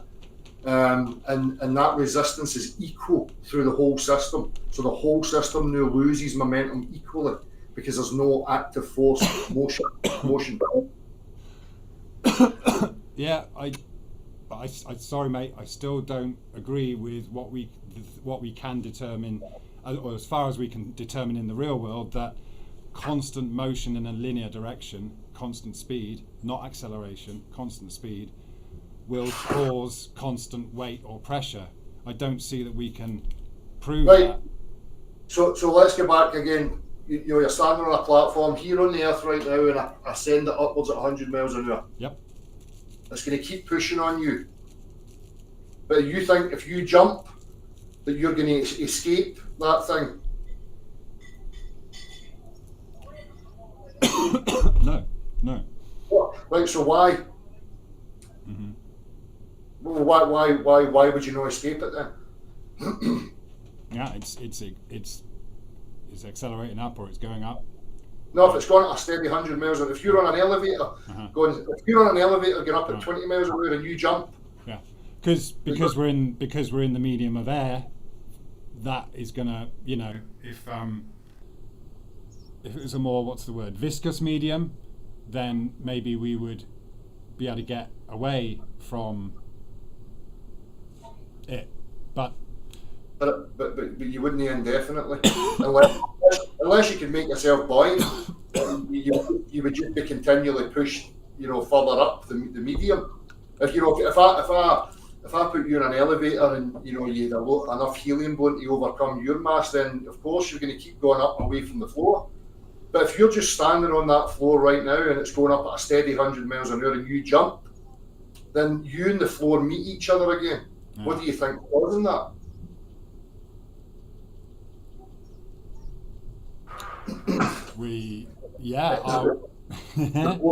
The floor doesn't have to keep accelerating to catch up with you. It can keep doing its steady 100 miles an hour, and it will impact you again as you lose your momentum. Well, because that's what happens whether you're on a platform that's moving or not in this environment that we find ourselves in, whatever it actually is. Well, that brings it back full circle again. So what happens in that situation then when you jump from that platform? What causes you to lose your momentum?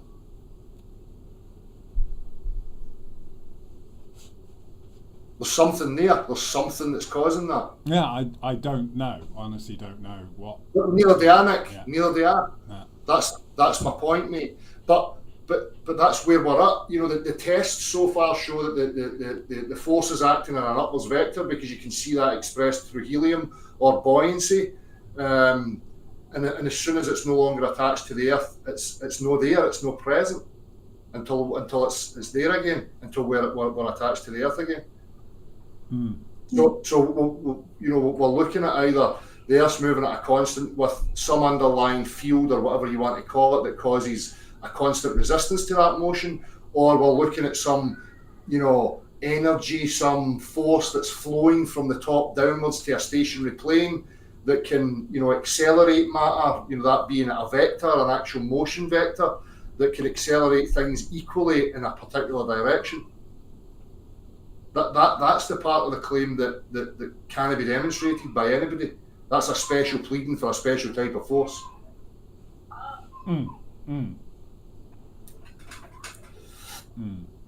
Yeah, yeah, I don't.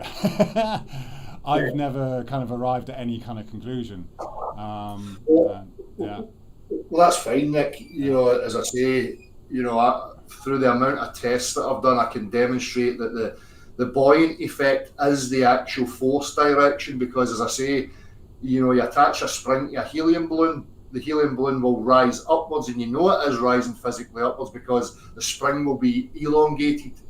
But yet, if I attach a lead ball to a spring and let the lead ball go so that it stretches the spring, and then I let the whole thing go, the spring collapses and does not remain elongated. So the bowling ball is not moving downwards. Because if it was, it would stretch the spring. You're kind of comparing different mediums and different masses, right? I mean, again... No, it's about force. Well, you agree that if I let a helium balloon go, you agree that it goes up? If we're in the air, yeah. Yeah, and if I put a spring on that helium balloon, you'll see that the spring's stretched as the helium balloon rises up, right? Sorry, the string is attached to the Earth or not? A spring, sorry. A string, sorry.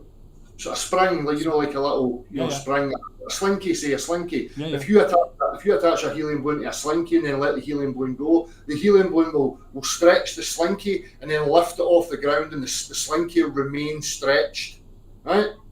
Then if I attach a bowling ball to that same slinky and I throw the bowling ball off of a building, then it's going to stretch the spring while it's still connected to the platform. As soon as the spring's off the platform, the spring compresses.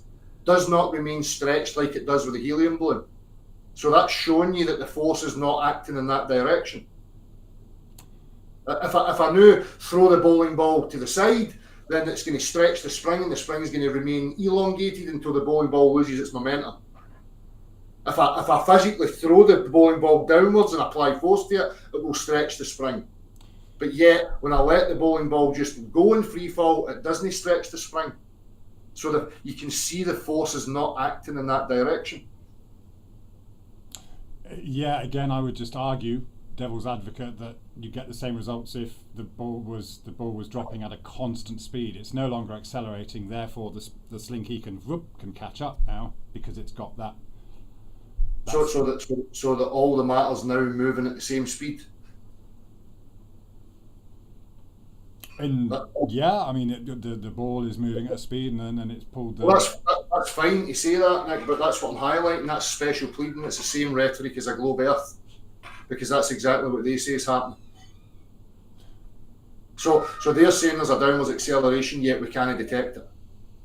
Well, all I understand in terms of how the physics is interpreted mathematically. No, never mind mathematics. Just physical. Simple accelerometers. They detect the presence of active force when there's motion at play. So they're claiming there is a force acting downwards, but yet all the accelerometers detect no motion downwards, no force acting downwards. Right. Now, could you not achieve, regardless of in any scenario where you're using an accelerometer, would you get the same results if you were stationary or moving at a constant speed. Yeah. Well, again, it's, as I say, if you get a little spring and you set it on the table, the spring's compressed, and it remains at a steady compression. Now drop it off the table and it doesn't stay compressed anymore. So that's showing you that there's a force acting when it's on the table. It's either the spring's pressing down on the table or the table's pushing up on the spring.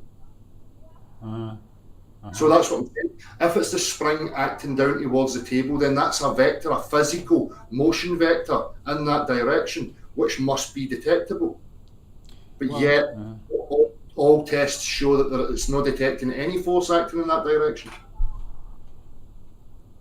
But yet, when I let a helium balloon go, the helium balloon extends the spring and shows that there's a force acting upwards.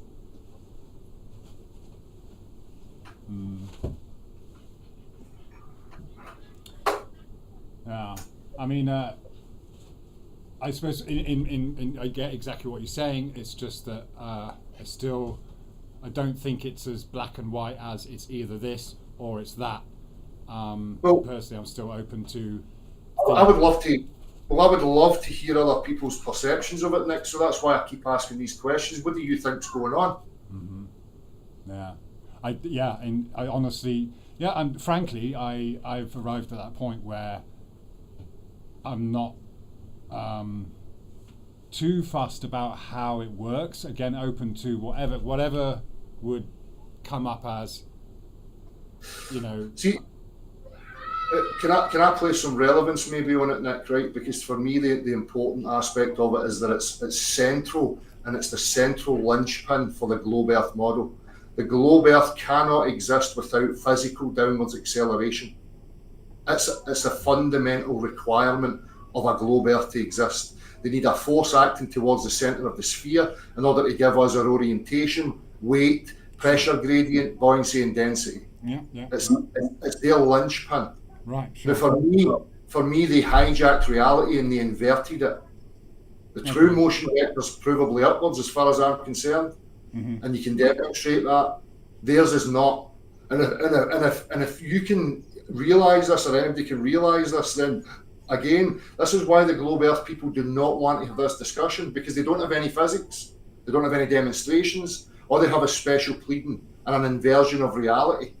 So for me, it's vastly important because it's the linchpin of the whole globe Earth model is physical downwards acceleration. So that's, forget about anything else we've discussed. If you can go out and test and test for actual physical downwards acceleration, I would love to see that. And any globe Earther out there, demonstrate it for us. Because it's so far, even in a globe model, they'll tell you that the normal force is upwards. Right? They know that all accelerometers don't detect downwards acceleration, but it detects upwards motion. So that's the relevance of it. It's massive to the globe Earth model. It's everything that holds it together. Okay. Again, still to me, it still comes down to determining when you talk about motion, and you're obviously talking about the Earth being in motion. I still don't get whether in your mind you are assuming that the Earth is moving at a constant speed or it's constantly accelerating. There's a constant motion of the Earth, but there's also a constant resistance to that motion.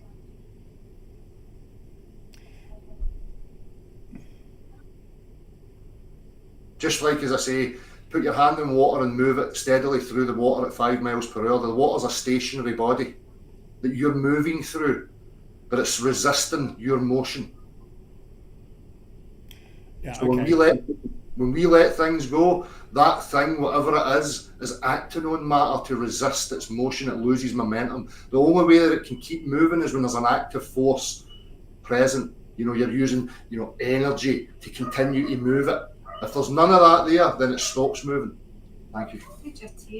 So that's my position. It's two constants, as above, so below. There's constant motion and constant resistance to motion. But, again, I don't want to get bogged in too much, Nick. I just encourage people that, there's a claim that there's a physical vector, an actual physical vector if you think there's a physical vector, then you need to demonstrate that, because the tests that we are showing show that there is no physical downwards vector. That's people don't need to go any further than just try and establish that first and foremost.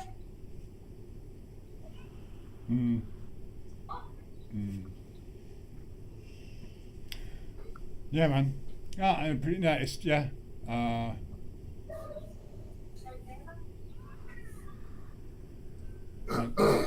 good. I was hoping to get a bit more clarity, frankly. Yeah, just kind of because I still feel that there's.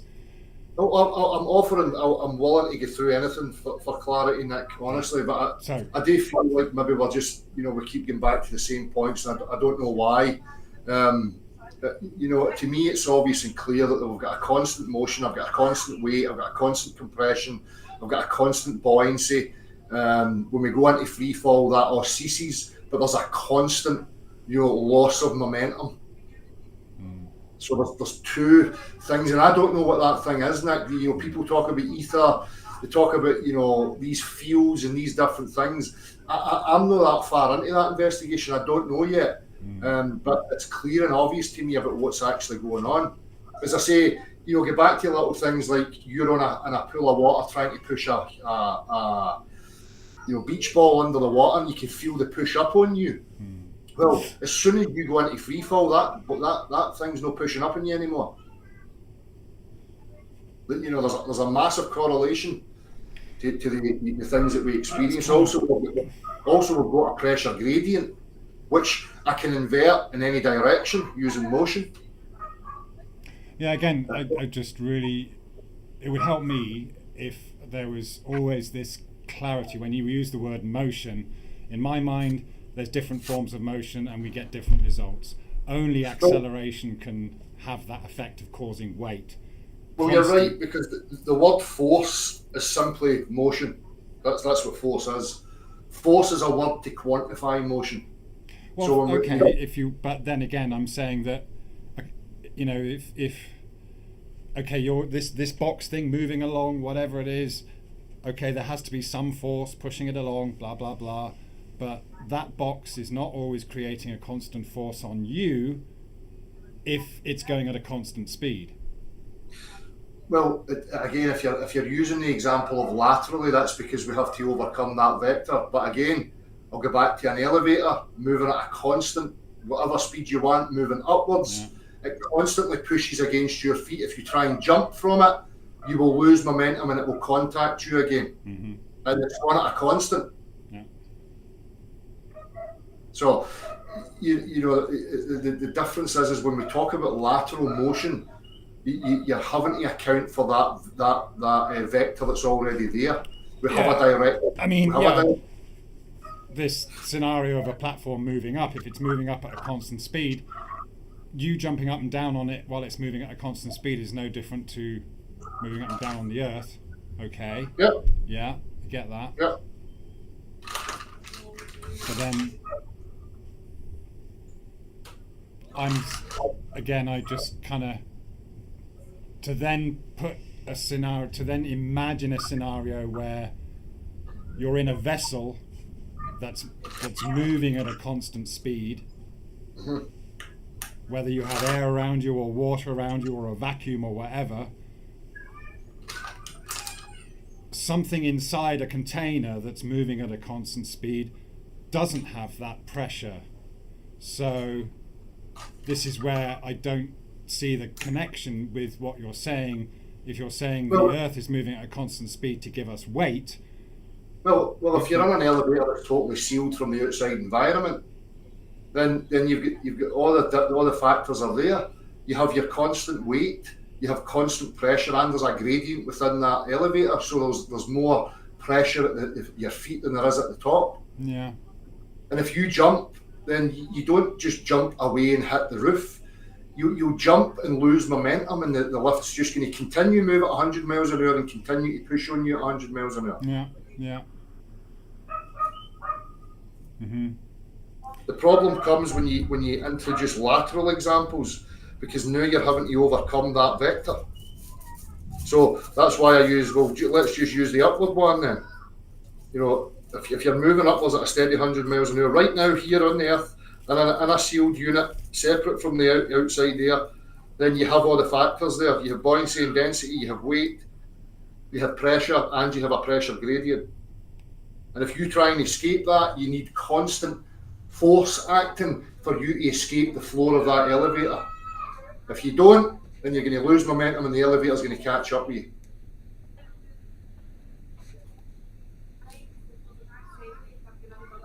Why would you lose momentum if you pushed yourself off the floor? That's what I'm saying. This is the question, Nick. This is where the query goes next. So you think you wouldn't lose momentum? If you're in an elevator at the shopping mall and it's moving up at 10 miles an hour and you jump, do you escape the floor? No, yeah, I can't. It always comes, yeah, you always come back down, or it comes up to you, whatever. Yeah, right. I mean, yeah. So something's acting on your body, right, to make you lose that velocity. Yeah, in this, well, yeah, lose that velocity. Again, you're assuming that there is some kind of velocity in the first place, and you're saying it's a constant velocity. You're not saying that it's acceleration, or are you not distinguishing between the two? I'd really love some clarification. Are you distinguishing between acceleration and constant motion? Acceleration's a change in velocity. That's what acceleration is. So if you're in your car doing 70 miles an hour and you let off the gas and you go to 60 miles an hour, that's acceleration. Okay, cool. So, you know, there's no any ambiguity in that situation of an elevator, because it's moving at a steady rate. When you jump, you don't escape the floor of the elevator. Yeah. Well, you kind of. Okay, so again, this doesn't clarify when you say motion and the force, motion, and you're assuming that the Earth is in motion. Are you saying that it's moving at a constant speed or accelerating? Constant. I've said that a good few times. Right. Okay. It's the two constants at play. The constant motion, speed. If we'll use the word speed, the speed of the Earth's constant, right. And then there's another constant that's acting on matter to resist that motion. Okay. Just like the example of the elevator. Yeah. Well, yeah, I mean, the elevator is, of course, again, we're in this environment where, yes, there is a down for us as people in the medium of air. But when we start imagining scenarios where we're talking about vacuums and boxes and then you're saying that motion is the only thing causing any weight inside the reference frame, I still don't see that constant motion would create weight in that scenario. So what do you think's giving you weight right now that when you're sitting on the Earth? I know that all I know that is if this room filled up with water, I would find myself more or less weightless. Yeah. So. Yeah, because there's a buoyant push on you, pushing you upwards. Well, I become a similar density to the medium. That's about all I can do to describe what I know is happening. I don't assume that there's any upwards or downwards forces outside of the water that I'm contained in. Right, okay then. So that's the thing, you're talking about relative density then. Yeah. So that's what I'm saying. Okay. So if an air bubble's rising through a medium, it's the air and the medium's water, then the relationship's relative to each thing. Mm-hmm. So the air bubble's rising through it and they've got a lead weight, say that's sinking, but you put it in free fall and the air stops moving through the medium. Yep. So why? Well, I don't know why, but the issue I'm having is that, yes, we have a situation where acceleration stops and you've got two scenarios. You've either got no movement or constant movement. And both of those scenarios, there is no weight happening. But then you're saying that we've got an upward moving Earth moving constantly that's giving us weight. Yeah. But so they don't correlate. These two don't match, because constant motion doesn't give us weight. Constant velocity doesn't give us weight. acceleration gives us weight, whether you're in a... Well, Nick, if you're in an elevator standing on a set of scales and it's moving upwards at 10 miles an hour, does your weight change? It does at first, but then it won't. Once you're you know... Exactly. But you still get weight. There's still a, Yeah. there's still a press between you and the elevator. Yeah. Okay. Now, Yeah. But again, you know, we're in an elevator with that's in this gravitational, or in the, again, we're in the medium of air in which we normally function. Yeah. So do you then suggesting that you're being pushed back down towards the floor of the elevator? Because that's a vector, that's a force acting in a particular direction, which is the whole point of contention, Nick. If you're going to say that it's something acting on you, pushing you towards the floor of the elevator or the earth, then that should be detectable. Well, the only thing that can detect it is a set of scales, yeah, where the two meet, yeah. But no, because if you're if you jump off a cliff, then what you're saying is that when I jump off a cliff, I am accelerating towards the earth. no, I wouldn't say that. I would say you are falling to the earth, but it doesn't mean I assume that you're accelerating. You are going to accelerate when you jump. But there's a vector changing, claim. huh? But that's a vector claim, because you would say that it's me physically, my body, that's moving from one point through three-dimensional space towards the earth. That's a vector. Well, I'm. What am I saying? I don't know whether you mean a vector means I'm claiming it's accelerating. I wouldn't say you're accelerating.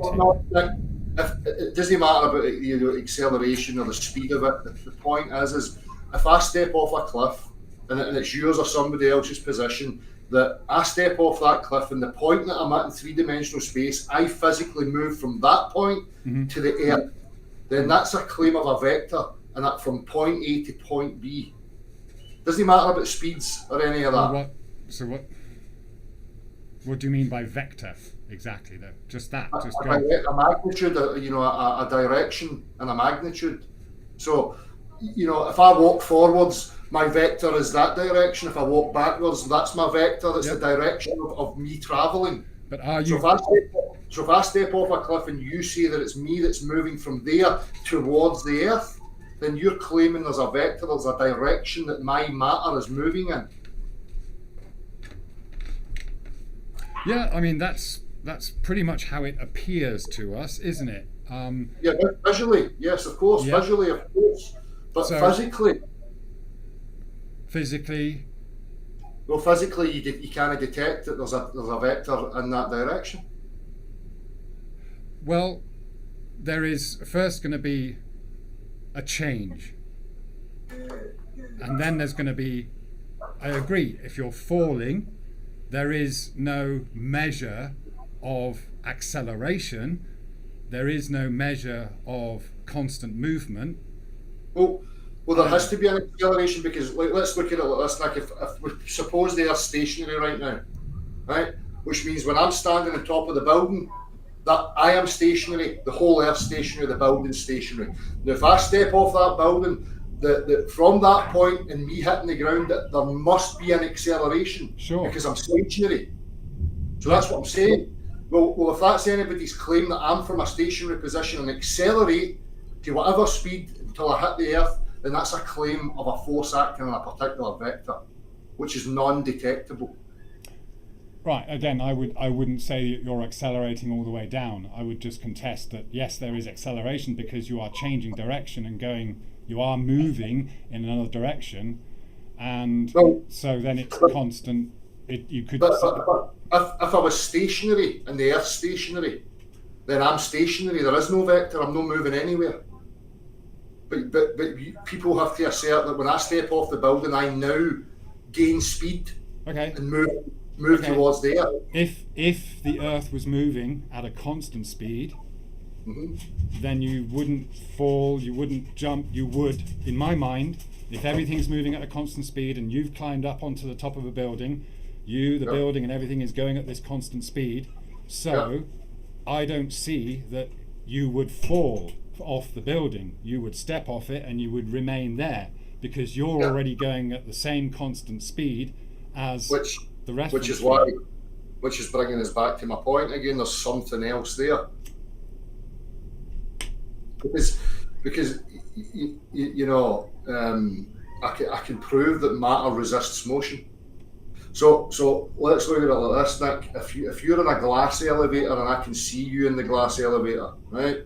Yeah. And in the back wall outside of the elevator, there's a stripe, horizontal stripe, spaced, going upwards. And you're holding something, and you let that thing go. Now, to you, visually, it goes straight down. But right. To me, that thing that you let go is now still travelling upwards, but getting slower. Sure. And I can see that. I can see that in the back wall because it still moves past the stripes on the back wall. Yeah, I totally agree that you create that scenario of something moving up from your point of view. You're outside of that reference frame, and yes, you can create that scenario. And the deceleration you're talking about could also be interpreted as constant motion while this thing continues to go up. Again, there's that dropping where there is a change, there is acceleration for a short time, and then there's a constant speed. So yeah, I get it. You've created a scenario where you're looking from this external reference frame, and it doesn't appear to be the same way as how it appears for the person in the lift. Got it. Absolutely, totally understand that. But so just getting back to that again, if we get an agreement, we're stationary and everything's stationary, but yet a step off a building. So this is the point, what happens in that scenario, and this comes down to people's claims in physics, because there's methods to establish when there's an acceleration in physics. And if somebody claims I am stationary from the top of the cliff and then I accelerate towards the earth, then that must be detectable physically. But physically, there is no detection of any force acting in that direction. Yeah. So I'm not, when I jump off a building, I am not accelerating downwards. Yeah. Cool. I totally get that. And that can be interpreted as not moving. The object is not moving, or it's moving at a constant speed. You would still get the same results. So no, because if it's stationary, in order for something to be stationary and then start moving, there has to be an acceleration. You can't, just get to a constant without accelerating to a constant. Yeah, sure. Yeah, so that's what I'm saying. If I'm stationary and I step off a building, whether, if it's tall enough for me to reach the constant, whatever you want to claim, then there still has to be an acceleration until I reach that constant, which would be detectable. Okay. Have we done that with people jumping off buildings holding an accelerometer, though? If anybody can get an accelerometer right now and drop it from any height, it detects no physical downwards acceleration. You can do it with a digital thing on your phone, you can do it with an analog thing, a spring, there's loads of ways you can do it. Yeah, okay, so you're going to have a point of, it's going to measure 1G, right, when you're holding it, yeah? And then it's going to decelerate, in inverted commas, to 0G as it falls, right? Yep. So, yeah, again, totally agree that a mass falling through the air towards the ground travels at a constant rate. That's fine. And No, I contest that. If I'm on the ground with an accelerometer registering 1G and somebody's in a helicopter holding the same device, they register 1G while the helicopter's hovering. Uh-huh. So again, if we get back to the scenario, if the Earth's stationary, that means everything in the Earth is stationary. So if I then stand at the top of a building and step off that building, there must be an acceleration of me towards the Earth. There has to be. Well, there's going to be, yes, a change from where you were. And it's stationary to moving. It's not measured as moving, is it? It's measured as, it can be interpreted as either. No, well, it's simple. If I'm in a stationary environment and I am stationary and I step off of a high building and somebody claims that I moved towards the floor, then that's motion, that's acceleration. That's a vector claim. But again, I'm still stuck on the point that once falling, you reach a constant speed, which is also measured as weightless. So there's no acceleration. Yeah, I totally agree. There's no acceleration acting on a falling body. But Right, so there can't be downwards acceleration there. okay. Because in order for me to be stationary and accelerate downwards, there must be a force present accelerating me downwards. And then I would detect that. Well, there's why insist that there has to be acceleration? Well, let's get, I don't know how else it can be, Nick. If I'm here stationary on a stationary Earth, I am stationary, the Earth's stationary. Now I step off of a high building. Yeah. The assertion is that I move me from the stationary position to moving of a velocity, an increase in velocity, getting from zero, registering zero motion to motion. That's an acceleration. Yeah. Well, the accelerometer, for example, if you're using one of these digital ones or whatever, then it already assumes that you're accelerating. Yeah. Oh no, it's just numbers on a screen. But use a spring. Use some other use an analog version of an accelerometer. Yeah. A basic accelerometer is water and air in a vessel. But okay, the problem I'm getting is that,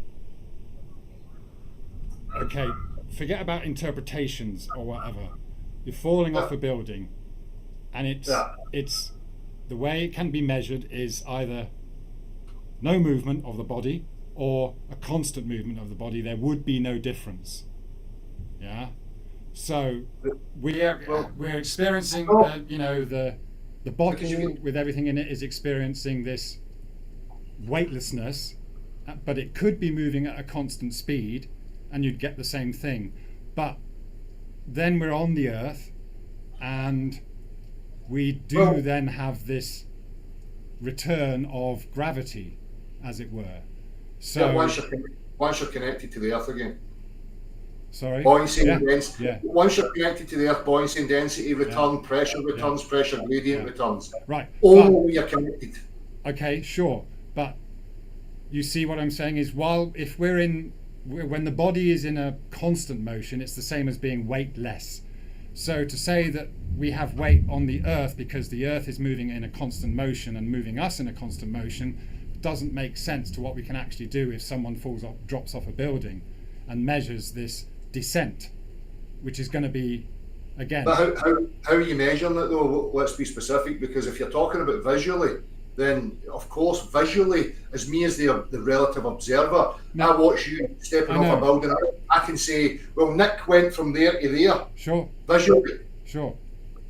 Or you could say you were moving up to meet me. You could say that, of course. Visually, you can apply. Or you're still moving upwards, but you're getting slower and slower and slower. Yeah.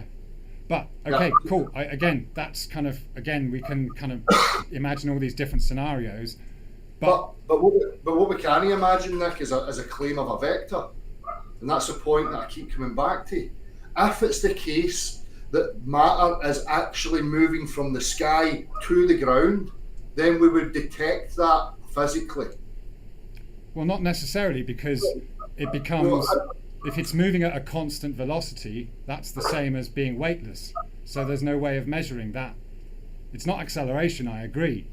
But if it's a change, then it has to detect it. Get any accelerometer, right, and change, move it in a particular direction, and I guarantee you the accelerometer will show you, detect that change. Absolutely, So that's what I'm saying. If I'm stationary and I've got an accelerometer, and you say when I step off the building, there's a change, that being that I go from stationary to a speed, then the accelerometer will detect that. Right. Yeah. But it doesn't detect it. Well, you're reaching what could be determined as a constant speed, which is the same as zero. No, but it's a change, Nick, because if it's stationary, then I'm stationary, I'm not moving. And then if I step off a building, the claim is that I am now moving. That means I'm going from zero to whatever speed you're going to claim I'm moving towards the Earth at, which an accelerometer will detect, because it's a change. Sure. yeah, there's a change, and again, I just kind of, yeah, it doesn't bother me how we kind of interpret, or I just understand that can be interpreted as whatever's moving up or down or stationary by whoever, wherever you. No, well, as I say, this is the point of claims, though. So, is anyone actually making the claim that things constantly, continually accelerate? I understand that's part of the globe model, but is anyone actually saying it doesn't matter? It doesn't matter about, if it's, if I'm going to constantly get faster. So if I'm on a globe Earth or I'm on a stationary Earth, when I'm standing on top of the building, I am stationary. That means I have no velocity, right? Zero. When I step off of that, these models are claiming that I now move from zero to a particular speed until I impact the Earth.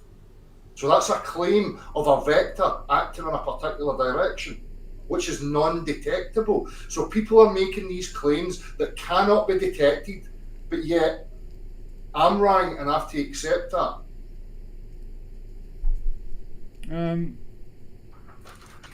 If I made any claim to you, Nick, and then said, "Oh well, I can't detect it," well, you wouldn't accept it.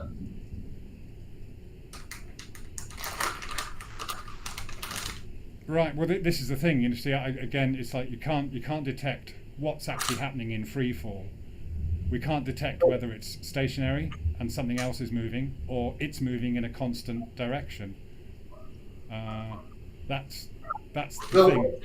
Well, it is, because if we use the example of the bottle, water, air bubble, blah, blah, blah, then if somebody's claiming that whole system now has a force acting on it, accelerating it all equally, then that's preposterous, because we can demonstrate, forces do not act simultaneously on different states of matter in order to accelerate them at the same rate. You would need a force that's multifaceted, that can apply various amounts of force to gas. Then it would need more force for water, then it would need more force for solid. So you're now talking about one force that's multi-pronged, that's now acting simultaneously, varying its amount of force on different states of matter. That's absurd, Nick. Oh, sure. Oh, yeah. In that sense, the kind of conventional view of gravity, doing that doesn't make sense. Yeah, I agree. Stationary Earth is doing the exact same thing. Well, no, this is the thing. I don't agree with that kind of. Well, this is why I wanted to have the chat, because I would love to get clarity then. So, if we use the example again, the bottle with air rising through the water, I let it go in free fall. Now the air stops rising through the water, and the dense material ceases in its position relative to that water. Right. Now, stationary earthers are now claiming that the bottle, the gas, the liquid, and the solids within it are all accelerating at the exact same rate towards the stationary earth. No, I'd contest that. I'd say, me personally, I'd say you can say that it's all moving at a constant speed, not accelerating. Yes, initially, because it's changing direction, whatever direction you assume it was to start with. So if it's all moving at a constant speed, you need an active force, right? So can you demonstrate a force acting on solid, liquid, gas and moving them simultaneously without any displacement occurring, Nick? Because that's what has to happen. That's like an aircraft banking, and the fuel within the fuselage doesn't get displaced and slosh around. Well, there's always two interpretations of constant velocity being the same as no velocity, and so yeah. No. I mean, if I'm standing again the stationary earth, and I'm standing on top of a cliff and I'm stationary, and I have that little bottle and it's stationary, and the only motion that's happening is the air bubble rising through the water, then I let that go. Yeah. Right? So we've now got a situation where an air bubble is physically moving upwards through the medium, but as soon as I let it go, it stops. Yeah. And now we have to think that there's a force acting that's now moving. We'll use the word moving the bottle, the gas, the liquid, and the air bubble within it towards the earth, all at the same rate. Yeah, you've created a container and put those things in it, which will, what's the word? Yes, under acceleration they will separate. Under an active force, they will, well, they will again, separate. you kind of are you using the word force to, because again, regardless of whether there is or isn't a force on it, again, pushing something along at a constant rate, my tea doesn't slop all over the place if I just move it along at a constant rate. It's no different to it being stationary. Well, do it from stationary, Nick. Fill your cup up to it's right at the brim, sure, while it's, and then start moving it from there to a constant. Guarantee it's fill out. Yeah, got it. Yeah. So okay, again, you're letting go of something at the top of a building. Yes, it's changing direction, or for want of a better thing, because it's, whether you're assuming it's stationary or moving in the first place, it's now going in the opposite direction. Yeah, and that's what I'm saying. When I let a full cup of water go, I don't see water coming out, because it's still in its upwards trajectory. That the water's still level, and it doesn't display, it doesn't fall at the cup. But if I hold the cup and now accelerate the cup physically downwards, the water and everything just comes flying out of it. Right. Yeah.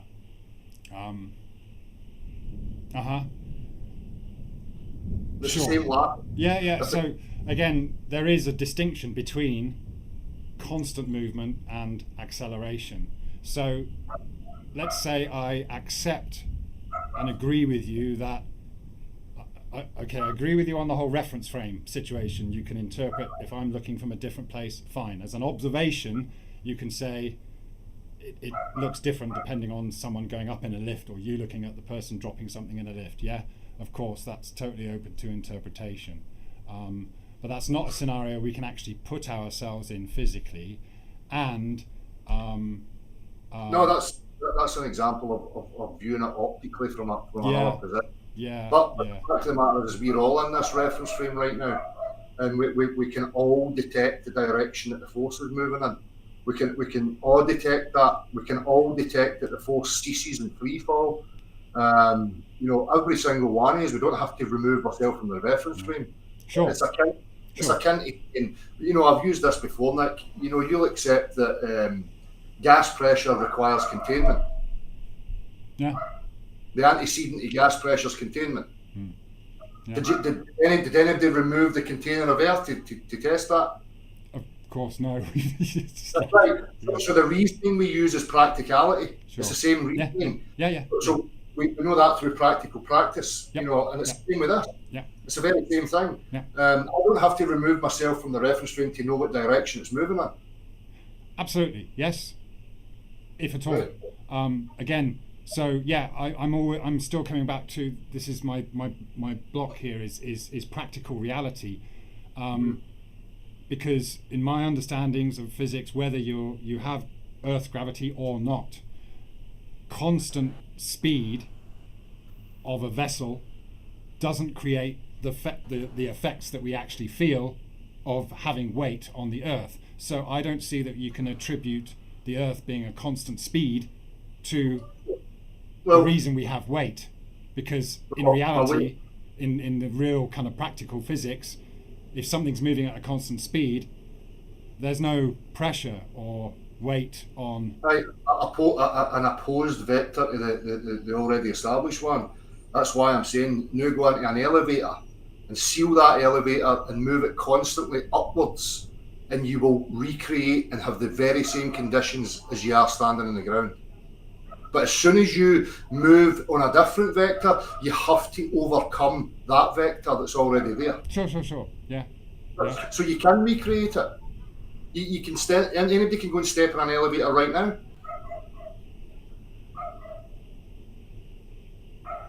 The elevator doesn't need to keep accelerating, get faster and faster in order for it to push against your feet and maintain your weight. Yeah.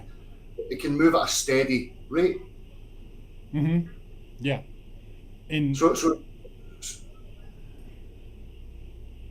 So what's causing that then? Yeah, this going at a constant rate doesn't add anything to our weight like acceleration does. No, that's I don't claim the Earth's accelerating. Right, no, I know. You're claiming that it's constant. It's constant, right. So my counter argument is that yeah, I know with your vertical scenario, we're always considering just how things are.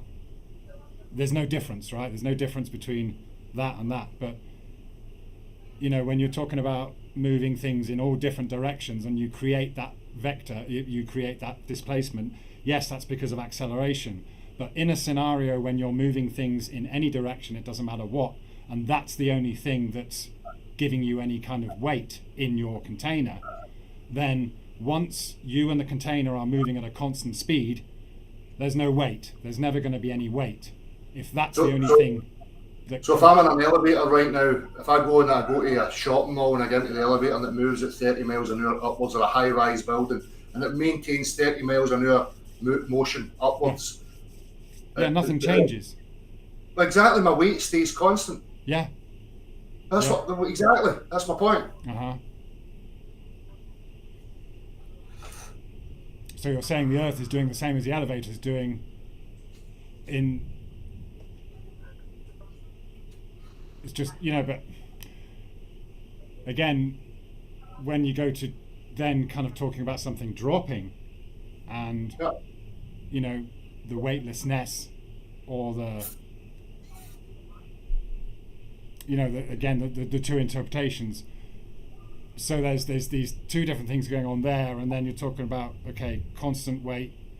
But again, in a scenario, if you're in a lift and we're not in the environment that we're normally in, I mean, either way, we've got to take ourselves out of it and imagine something that... Well, you can use thought experiments if you want, but this is provable physics that we can test. As I say, you can go in an elevator and move it at steady constant. Yeah. And it will continue to press on your feet. You don't have to get outside of this reference frame to establish that. Sure. Yeah. Yeah. It's okay. It's or a helicopter, you know, if a helicopter's just hovering and then it starts to ascend at a steady 40 miles an hour, then it pushes on your bum at a steady 40 miles an hour and your bum's connected to the seat, your weight stays the same. If it then goes from 40 miles an hour up to 70 miles an hour, there's going to be a slight increase in your weight until it reaches the 70. And then once it reaches 70 and starts just maintaining it, your weight evens off to the same again. Mm-hmm. Yeah. So, when it comes to dropping something, I mean, yeah, okay, I agree. I get your point. It is a good point. You're rising up, and it's no different to how it is. You've reached a constant speed, and that's no different to, you know. But yeah, it's kind of, we're imagining it in this place because we're in the medium of air. We have that. Don't imagine it. You know, again, people can go out and try this. Go in an elevator, get yourself a set of scales. Yeah. And as the elevator starts moving, you'll get a slight increase in your weight, what we call weight, and then as it levels off to a constant, your weight remains constant, just like it does when you're standing here on the Earth. Again, you know, going back to scenarios of downwards acceleration, we would detect that, you know, dropping a cup or open vessel with water in it, it would, you know, there would be displacement, it would be flying out. The reason you know that is because if you hold your cup right now and physically accelerate it down, you're going to see the water coming out of the cup. It's going to all displace. Mm-hmm. But yet when I let that go, it just all remains there, perfectly level, perfectly in place until it's contacted with the Earth, and then there's a displacement. Right. And I'd like to move on to that again, Nick, you know, like level water. I mean, we all say water's level. Well, that's a result of a force. Because again, water in free fall has no form. It has no surface of level, right? Until it's on the Earth again. Gotcha. And then we have level, you know. So we've got this thing that we call level. We have plumb, right? Which, you know, level is taken from the plumb. It's the perpendicular, the 90 degrees to the plumb. So we've got this lateral displacement of what we call level water, and that there has to be a force action for that to be the case. I agree that, you know, you could recreate that with what you call a centrifuge, for example, where you are creating this scenario where there is constant acceleration. So again, it comes back to that for me. As I say, you know, even if you just push upwards again, if I accelerate a vessel upwards, I can increase the rate of an air bubble rising through the medium relative to the rate that I'm accelerating it upwards. I'm adding to that vector. I'm adding to the already motion of the air bubble. Yeah, of course it has a motion because of the the medium that it's within. We know that you can make things. Well, again, that's back to relative relationships. Yep. If the air moving through the medium is just a relative relationship, then when I put that in free fall, the air bubble should still rise through the water, but it doesn't. Stop. Yeah. And again, all I'd say in that scenario is that whether it's moving at a constant speed or not moving is infinitely debatable because they both appear to be the same. So why then would the air bubble stop travelling up through the water?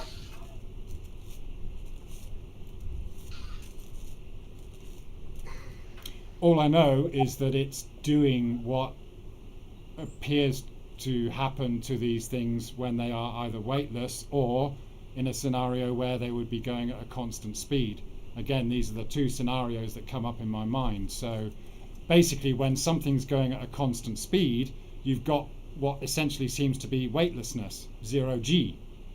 So to then, by observing this when something is falling, we see that you can say something's constantly moving and it appears to be 0g.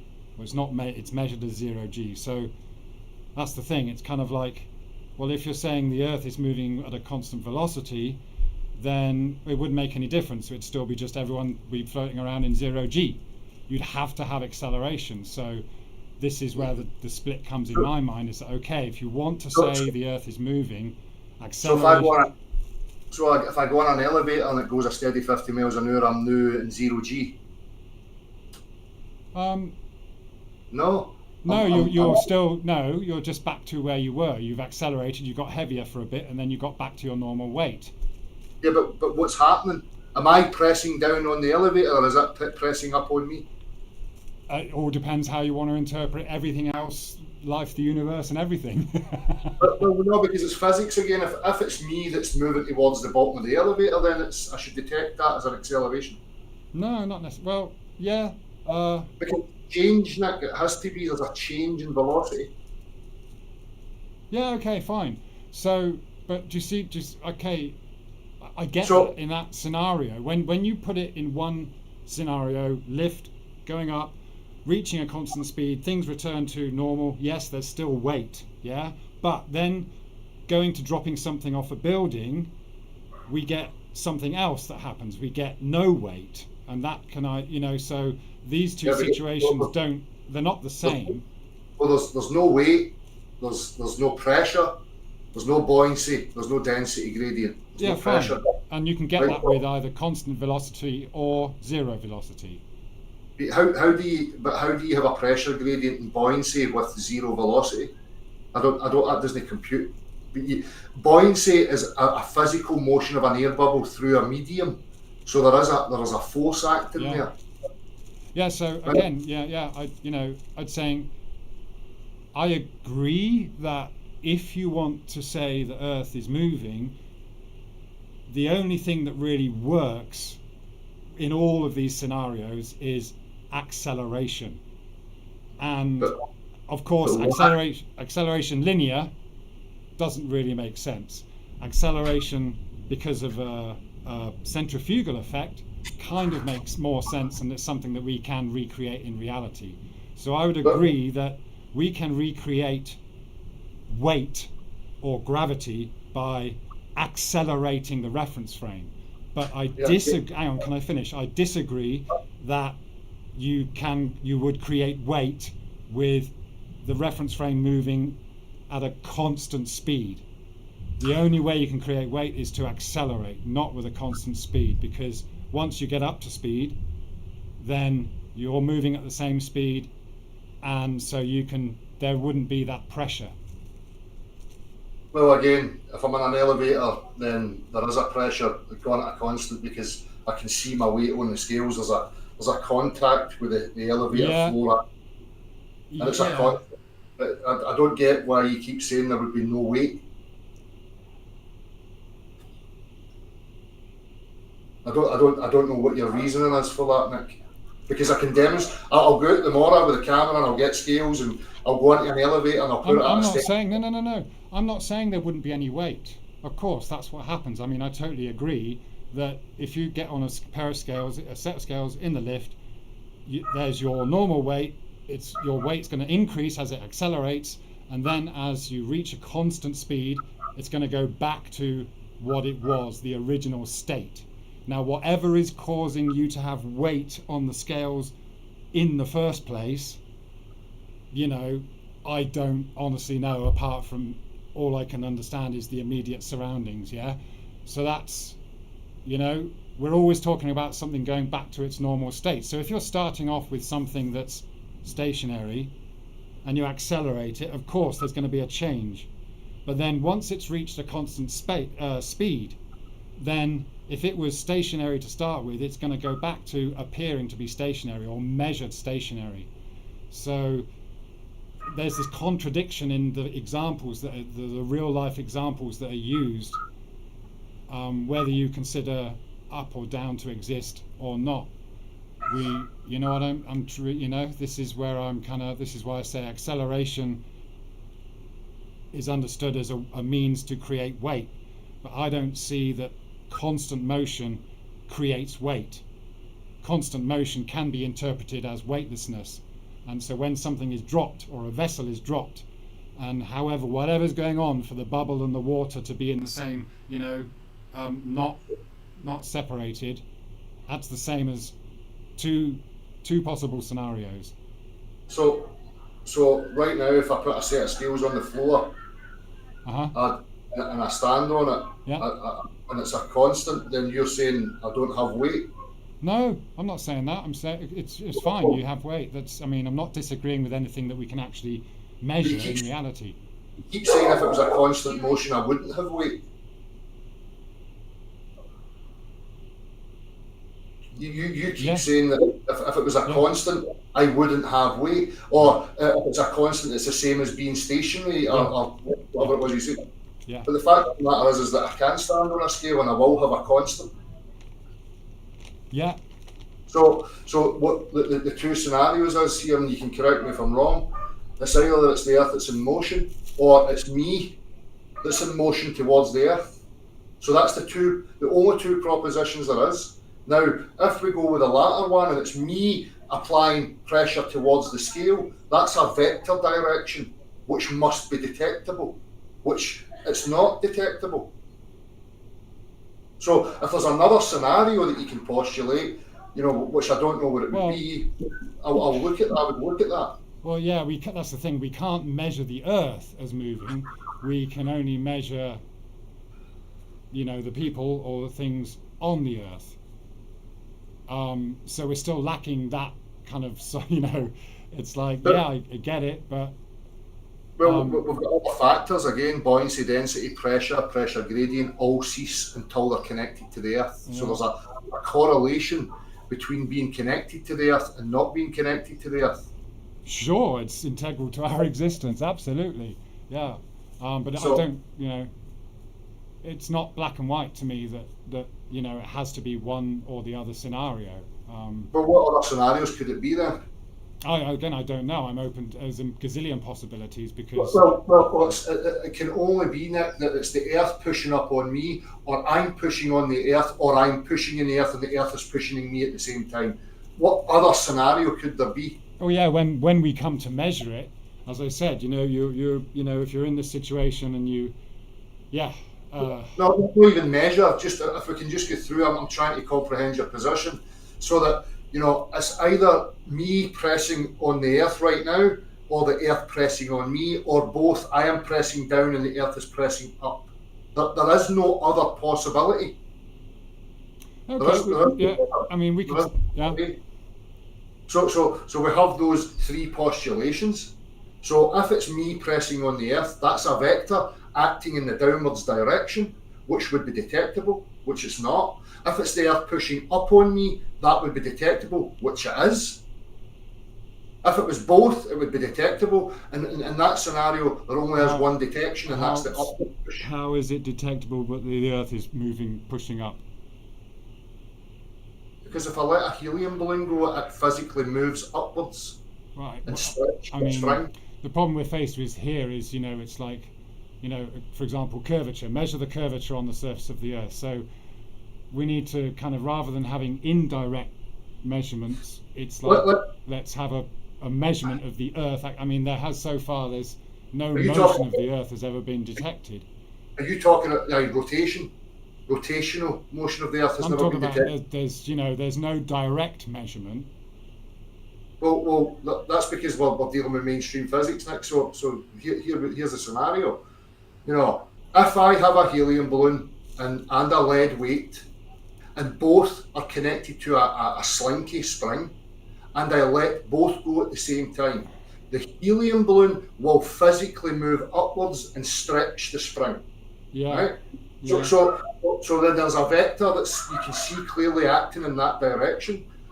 Now, if the same was the case where it was the lead ball going down, it would do the same to the spring in the opposite direction. It would elongate and stretch the spring.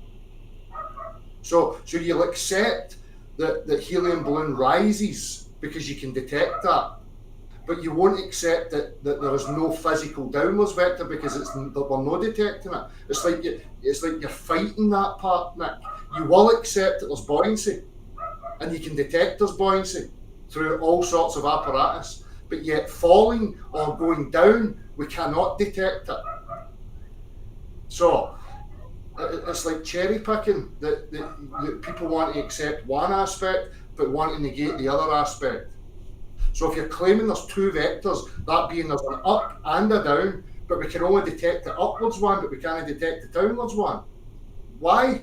If things are acting in both directions, we can detect one acting upwards, but we can't detect the one acting downwards. Why would that be?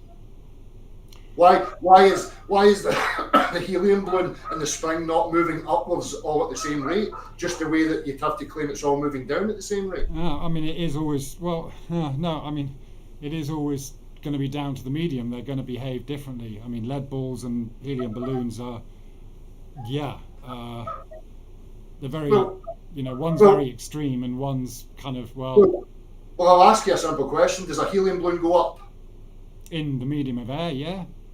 Does a lead ball go down in the medium of air? Yeah. Right. So there you go. You're saying it. So you're saying that in both scenarios there's an up and a down, two vectors at the same time, but yet only one of those vectors. Well, yeah, because they're it's different things in the medium, so they behave in different ways. But if I get the bowling ball, Nick, and I throw it up the way, it stretches the spring and shows you the force acting upwards. But yet, when I let it go and it's claimed that it's going down the way, it's not detecting that. But if I was to throw the bowling ball down, it would stretch the spring. So that's what I'm saying. There's a claim of two vectors up and down. One's detectable, the other is not. And you have, I'd hope people would just accept and be intellectually honest to realise that.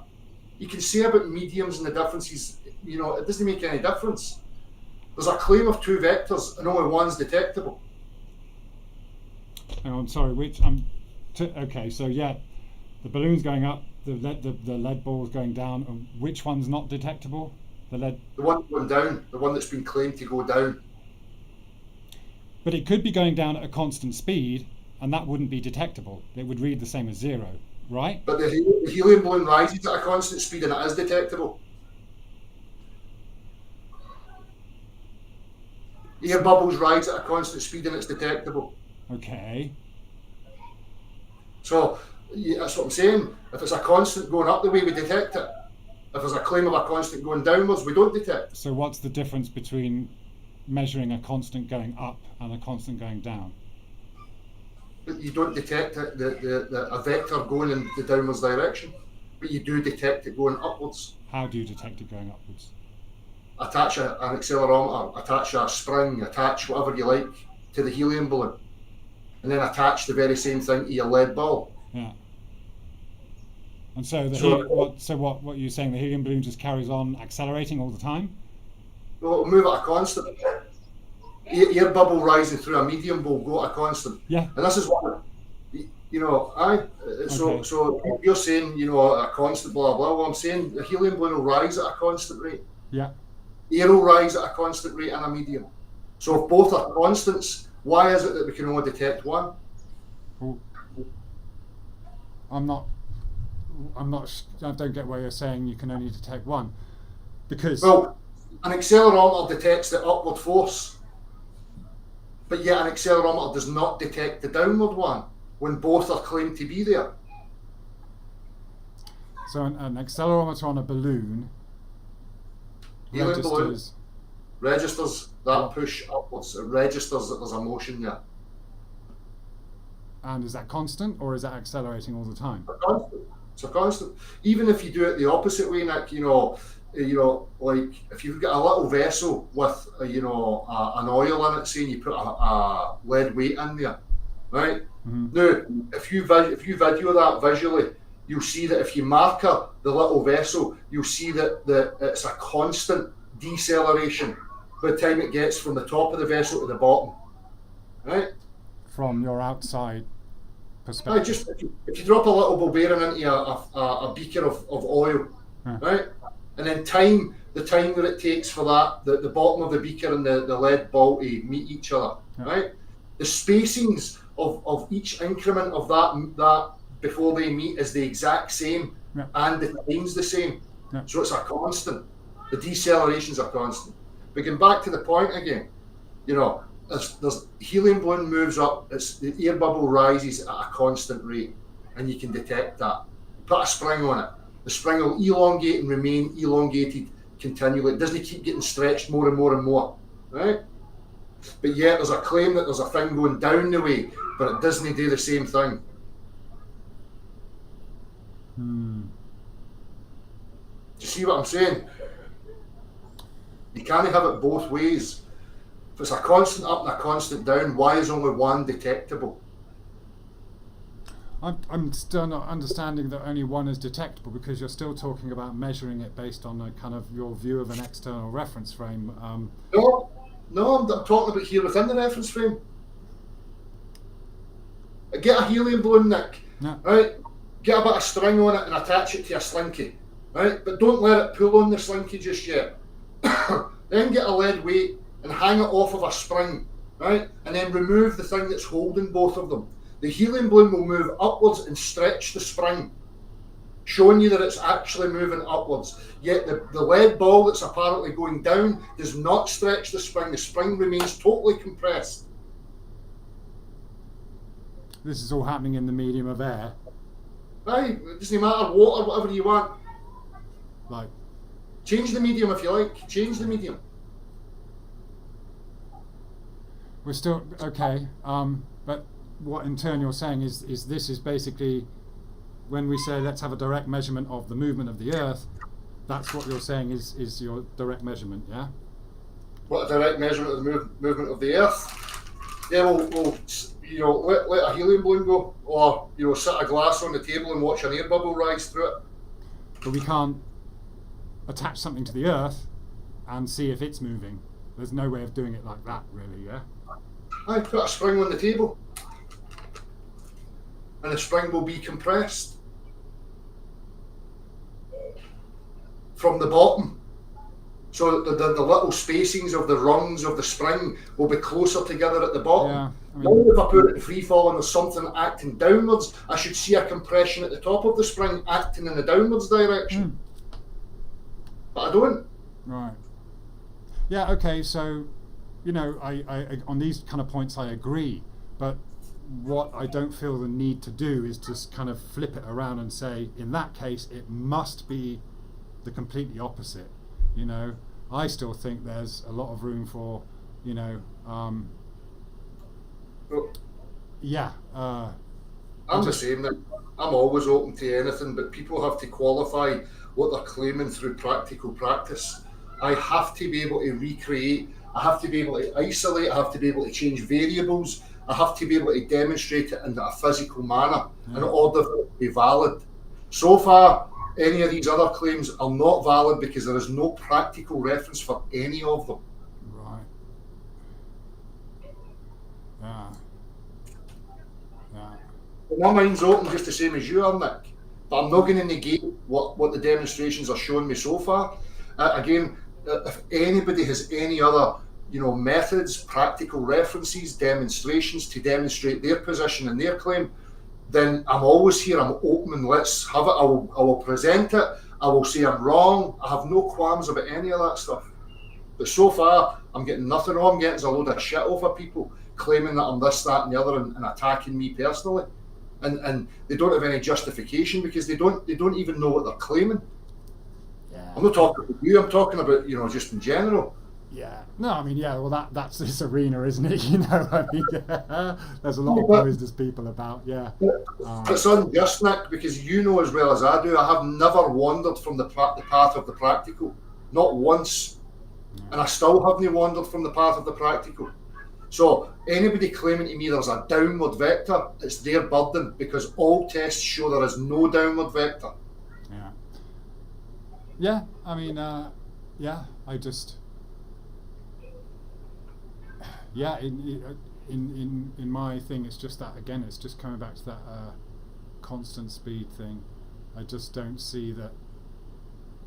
You see, yeah, I'm happy with whatever it turns out to be. It doesn't really bother me. That's not kind of No. And. But if you offer your reasoning up, Nick, like about the constant, and I say, well, let's get in an elevator that's moving at a constant, then that should correct your reasoning. No, I mean, because all that's happening is things are returning to normal. Things are returning to the state they were in. And that's no different from the Earth moving at a constant. My weight stays the same. I've balanced out now unless I eat more stuff and I gain what we call more mass, then my weight will have increased because there's more resistance to that motion because that's what weight is. Yeah. Weight's not an intrinsic property of matter. It's a result of resistance to motion. Yeah, well, yeah, this is it. I suppose, personally, I'm not of that persuasion that I have to attribute it to motion. I don't feel, and because, again, just that scenario again with, if I can just kind of, like, sometimes you use examples of accelerating something, and yes, you get that gravitational effect, but if you don't accept any of that stuff, Nick, that's totally fine and I respect you. But if you claim they are stationary and you claim that when I step off of a stationary cliff face and I am stationary, and you then have to say that I have moved through three-dimensional space towards the Earth, that's a burden that you're going to have to qualify. And it's the same for everybody that claims that. So, for me, I think it's, in the best interest that people don't claim it because they've not established that. And they don't have any grounds to, because they're claiming to me that when I step off of a stationary platform, I am stationary, and now there's an increase in my velocity from stationary to a particular speed going in a particular direction. That's a claim of a vector, which is detectable in any other scenario, in any other vector. But yet, I have to accept that I can't detect that. It's just what's happening. That's not right. That's not intellectually honest. Well, yeah, I'd agree that we actually don't know what's actually happening, just like we don't know how or why we got here. But I would also say that, when you're talking about going in all other directions apart from the up and down we experience on Earth, the only way you can create that kind of gravity effect is with acceleration. I don't see that the constant motion in any direction would. No, if I go up the way, because I'm already on that vector. I don't have to accelerate. I can go at a constant. But if I go laterally or move off of the plumb, then I now have to accelerate because I have to constantly overcome that relationship of the vector. That's when acceleration applies to that scenario. Well, I would say, yeah. But upwards, again, I'm going to do these tests and show everybody. I'm going to get in an elevator. Andrew's going to set up various tests in an elevator, moving in the upwards direction, and display these things. And as I say, it doesn't have to keep increasing. Have an acceleration in order to catch up with me if I jump. I lose momentum, it catches up with me, and I just keep repeating that process, and that's what happens. If the I was to jump and the elevator was to stop, and somebody claimed that I now went down towards the elevator, then they're claiming I have changed my direction, which is a change in velocity in another vector. Then I would see displacement, and accelerometer would be off the charts detecting that change in that vector, because I'm moving in one vector and then I would have to change and go in another vector. There would be massive displacement. Just like if I'm moving my cup in a particular direction and then I go the opposite direction, you know fine well what's going to happen. Sure, it's all going to displace. Yep, that's acceleration, yeah. That's what I'm saying. You're changing, if you're moving in one direction and you change your direction, you're going to accelerate. Sure, yeah. So if I'm stationary and I step off a building, that's an acceleration from stationary to whatever speed it takes me to hit the earth. That's an acceleration claim. Well, yeah, in the sense that, of course, things are essentially changing direction. Either, and... Well, it's a change in state. Well, change in state, yeah, If velocity is 0, and I step off a building and you claim that I increase my velocity now from 0 to whatever you claim it is, that's an acceleration, which is non-detectable. Well, usually acceleration is detectable, isn't it? But yeah, there's Of course. But I mean, obviously there would be measurably, if you are holding a accelerometer, there is that instant change. But then again, it just comes down to that. I'm happy that things fall at a constant rate, and I know that doesn't explain anything. As I say, it's fine, but what I think you have to understand, Nick, is that it's this very same claim as a globe Earth. Nah. Well, it is, Nick, because you're having to claim that all the matter is now accelerating towards a stationary Earth at the same rate. That's exactly... No, well, hang on. Yeah, to say accelerating at the same rate, that's kind of a bit of an oxymoron. That's the thing. It's like... No, what I'm talking about, let me clarify. I'm standing on a stationary Earth. I'm standing at the top of a building with a bottle, with an air bubble rising through the water. Yeah. I am stationary, the bottle stationary, the water stationary. The only thing that's moving is the water. Yeah. Now I step off of that. It has to be that air bubble now stops in its upward vector, and the air bubble, the water, the bottle, and me now all accelerate from stationary towards the Earth. Yeah. That's the claim. Okay, well, I wouldn't say that's a claim by so-called stationary Earthers. Yes, that's a claim by the globe people. I think it's default, Nick. It's a default claim. Well, Because the thing is, the default claim is based on physics that only works in the same way if you talk about acceleration. No, it's constant speed. But Nick, if it's stationary, I am stationary. The bottle's stationary. The water's stationary. The air's stationary. The only thing that's not is the air bubble rising through that stationary medium. Then I step off of the building. The air bubble stops moving upwards, and now the only possibility that's there is that me, the bottle, the air, and the liquid all now move towards the stationary Earth. That's the default position, because that's what the tests are showing. The tests are showing that in free fall, the air bubble stops rising, the dense material stops sinking, and the whole system now is in equilibrium. There's nothing separating anymore. Right. So that on a stationary Earth, that whole system must be now moving towards the stationary Earth. So that's an acceleration of all the states of matter. It's a default claim. There's no other way you can see it. No, it's not a claim of acceleration, because... Well, how can you go from stationary to moving without accelerating? Sure, you have to accelerate. Acceleration is a change of direction, a change of whatever, Change of velocity. So from 0, my velocity is 0, stationary. Then I step off a building. There has to be an increase in my velocity and all the other matter now going towards the Earth. Well, I'm not, again, in terms of real physics, practical physics, no, it's not accelerating towards the Earth, whatever you imagine the Earth to be. But again, it's behaving in a weightless kind of situation, and you could say, yeah, the Earth's coming to catch up with it. Or you could say that it's moving, this whole body of stuff you've put together, the water in the bottle and the thing, is now moving at a constant speed. You could also say that, and neither one would be provable or disprovable apart from having the same results. But that's the point, Nick. If it's moving, you're claiming then that it's, whether you say it's moving at a constant now, it has to go from zero to whatever your constant is. Yeah. So when it's an acceleration, there's a physical motion through three-dimensional space from point A to point B. Yeah. So a stationary Earth now has to say that all of these things are now all moving in unison from stationary towards the Earth. There's no other way to say it.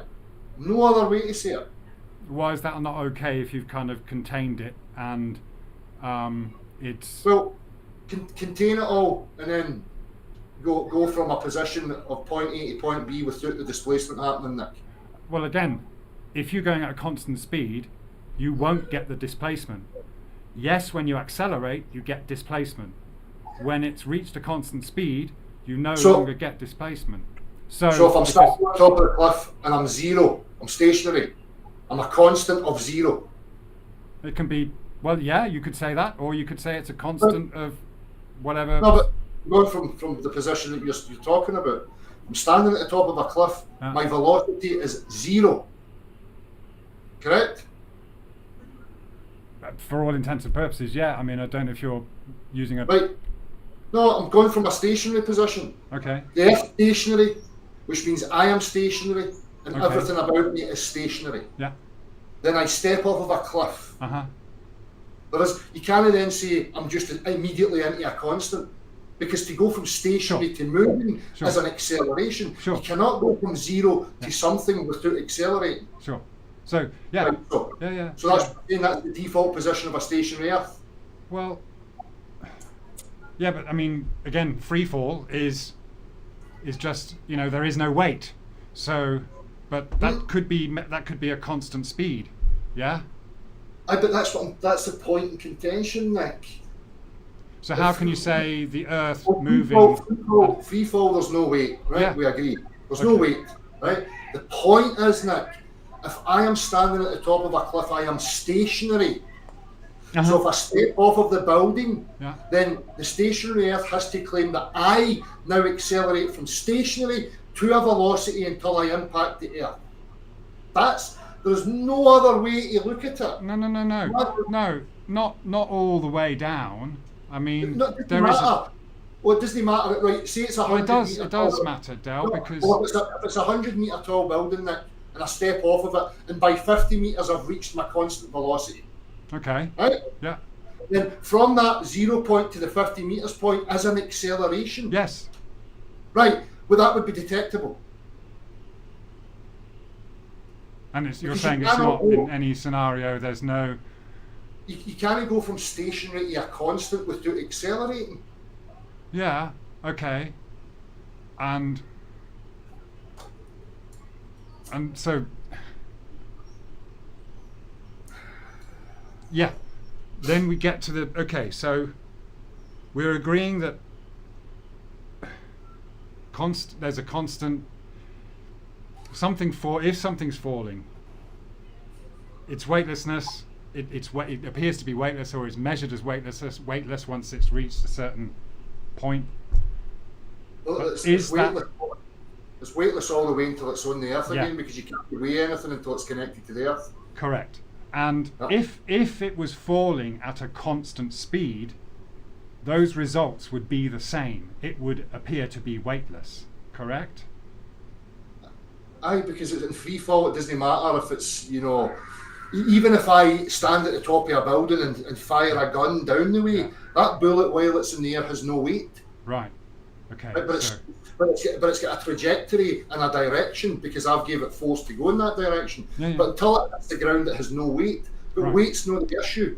The issue is a change in velocity from 0 to whatever you say, whether it's a constant or a continual acceleration, must be detectable because you're a change in velocity. Yeah. I still imagine there must be various scenarios in which, you know, that is seen, that you drop a ball. There is this acceleration to start with, but then it becomes, for want of a better word, weightless, which could also be constant movement. So if I attach an accelerometer to the ball, when I let it go from stationary, it should register the acceleration up until the constant then.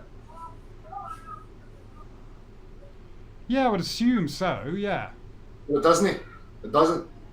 And this has been tested so far with slinkies and bottles. Yeah, I mean, I encourage you and everybody else to go and test it themselves, Nick. It's the only way to have clarity. Until you physically see it happening yourself, until you've done it yourself, it's useless. Because we're just going to talk running in circles. People have to get through the practical steps, demonstrate it to yourself, figure out ways to test it. If you think there's a downwards acceleration, go and test it. Okay. Demonstrate, you know. So, all right, yeah. For me personally, I'm not claiming there is a downwards acceleration, apart from there's a change from how it was before you dropped it, and of course, there is a change. Now, Well, that change is an acceleration. well, okay, that's fine. But then we get this point where there is either a constant speed or no movement, which would give you the same results, which is basically a weightless scenario. There is no separation of the density layers, right? While it's falling, whether it's falling or whether it's not moving at all, or whether it's moving at a constant rate, the bubble is in the water and the water's in the bottle. Let's say, for example, that is falling at a constant rate, okay? Regardless of how it's accelerated, it's falling at a constant rate. So then, what we have when something is moving at a constant velocity is weightlessness. We have no pressure, we have no weight. So then, having seen that in our practical reality, I cannot then say, well, the Earth must be moving up at a constant rate to give us weight, because it doesn't fit with when you drop something. Right, because but if I physically accelerate it down, I do get pressure. I Well, get fair a pressure. Yeah, acceleration gives you that. Constant speed doesn't give you weight. Acceleration will. This is So I'd back to the elevator. This is why I'm saying we keep going in circles. If I'm in an elevator moving up at a constant steady rate, your point is that I don't have weight. no, I'm not saying that. Well, you're saying if it's a constant, I don't have weight. Well, but ultimately what you're saying is the only reason I have weight is because the Earth is pushing up against me. That's it. You need two things. You need two factors. You need two things to press on each other in order to have weight, Nick. Well, that's one way we can create. Yes, you can exert a force, and again, yes, you can do that. You can push things along and give them weight on the surface with acceleration, but that doesn't continue to happen at a continuous speed. You know, it's like there's no resistance anymore. So we're talking about this resistance to the Earth, you know, but actually, why when I'm moving up in a helicopter or an elevator does my weight remain constant? because you're in the medium of air still, and I'm in an environment separated by the air that's outside. And then if you want to use that, then it should be the very same for the bottle drop with the air bubbles and all that. Well, it's in the same environment, so why does the air still not move through the bottle? I mean, listen, Nick, I'm going. I just realised the time. yeah, it's been a long one. I feel like we're labouring on the same points, and listen, you know, I don't have any ill will or any frustration. No, man, it's cool. Yeah. I think you're one of the only ones so far that's opened yourself up with honesty to have this conversation, and it's good because it lets other people hear and listen to what's going on and think about things for themselves. So I can only commend you for that, Nick. No, I appreciate it. It's good to finally talk about it and kind of Right. yeah. As I say, and if you're involved and you're doing tests and stuff, I would love that. You know, we're talking about objective reality, practical physics. There doesn't need to be arguments or any of that stuff. Just people can demonstrate what they've found, and And if you demonstrate things, I'm going to share them. I'm going to show them. I'm going to talk about them. I've got nothing to hide. I don't have a bias. So I think it's commendable, and I think more people should be behaving the way you are, Nick. And I can only thank you for the time you've taken to speak this afternoon, mate. I would love to keep going, Nick. But Me too. I can't believe we've been on here for about 3 hours. Is it? Oh my God! Oh yeah. Well, it's like 1 a.m. here, man. I've just my kids have come in and said I think they probably gone to bed. It's just like no, likewise, man. I mean, this is I mean, discussions can get frustrating and we can feel some tensions because we're trying to get my points across. But that by no means means that I have any ill will or dislike of you, Nick. I've got nothing but respect and admiration for you, mate. So. I think this is the way it has to be with people, and take a leaf out of this. I appreciate that, man. And likewise, I mean, people. There's always people trying to poison the well and stuff, and this is the beauty. It doesn't matter about these. There's always detractors. There's always manipulators. If honest people like me and you can just have the discussions and avoid all this. Then there's no muddying, there's clear dialogue between us, and we know clearly what each other's talking about, and that's the best method for me, mate. So the ones that want to make hit pieces and go away making splinter groups and hate groups, that's fine. I'm not interested in that. I like this sort of dialogue. So I appreciate it. Much respect. Sweet, man. Well, this is kind of like what it was supposed to be like, when welcoming debaters and debunkers. It's like, okay, we've all got personal points of view and things that we should be able to discuss. So that's cool. That's wicked. Nice one, mate. All right. All the best to you and the family, mate. Hope you're all well. And doing well, and I've got a plan to get back to the UK as soon as possible, man, because time. I'll get a camper so I can come and visit now. That'd be sweet. That would be very nice. At the side of the road, proper gypsies. Sweet, man. All right, well, you take care, man. I'll all the best. And I'll just round this off anyway. Thanks a lot, man. Cheers, Nick. Okay, appreciate it, mate. Take care, bud. Cheers, and you, man. Yeah. All right, I'm gonna. What should I do? Whoop. Okay. Dale's gone from the hangout. All right. Wow. Yeah, that was a long one. Let me just expand this. I hope. I'm so sorry I wasn't looking at the chat. I mean, I had all these scenarios and images going off in my mind. It was nice to kind of try and focus in and narrow in and have some questions answered. So appreciate that, Del. Appreciate it. Hope you've all kept it respectful in the chat there, guys.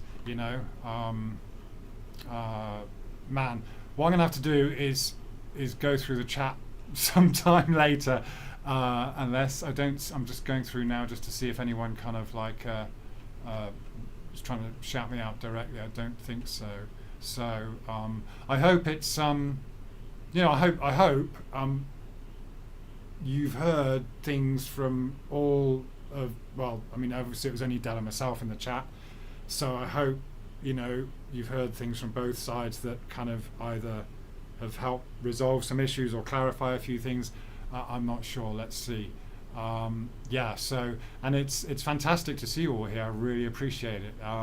We've got Flatsoy, Glenn Souch, Chris Hayes, Beyond Belief, Inrem still there. Nice one, Inrem. Execrate. Hello, Andrew again. Stephanie Maguire. Hi. Flats One Man. Hello. Yeah, David Banner. To just go through V Thomas. I think we said hello already. Wow. Okay. What's that? Gmon KO3. Thank you. Lev Kung Fu. Boris Chops. Nice one. Okay. Yeah. Chris Hayes. All right. Fantastic. Fantastic. Yeah. It's nice to have a bit of spare time. I didn't do any experiments on my plane journeys, except for just make my own little observations. But I do plan to be back in the UK as soon as I can now. Phuket's changed a lot. I've got a growing family to think about, and I basically think things would be just easier. When I'm here in Thailand, it's great and fantastic, but you're always a guest, you're always a stranger in a strange land, and there's always that thing with visas and stuff like that. So in fact, my last visit back to the UK, I found it very pleasant. It was very nice, and you know, it's amazing what you take for granted as things working. You know,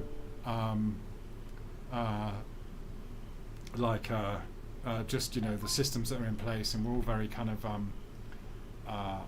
you know, like my son got some excellent treatment at the opticians, and it's all on the NHS and stuff like that. I mean, it's fantastic what you have in the UK compared to other countries in the world, you know.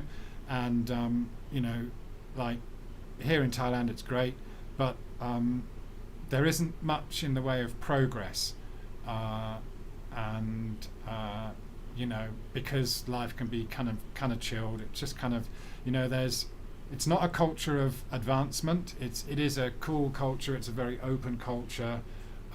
It's also a very conservative culture in many ways, and you know, they've adopted many things from the West, but not necessarily, especially safety.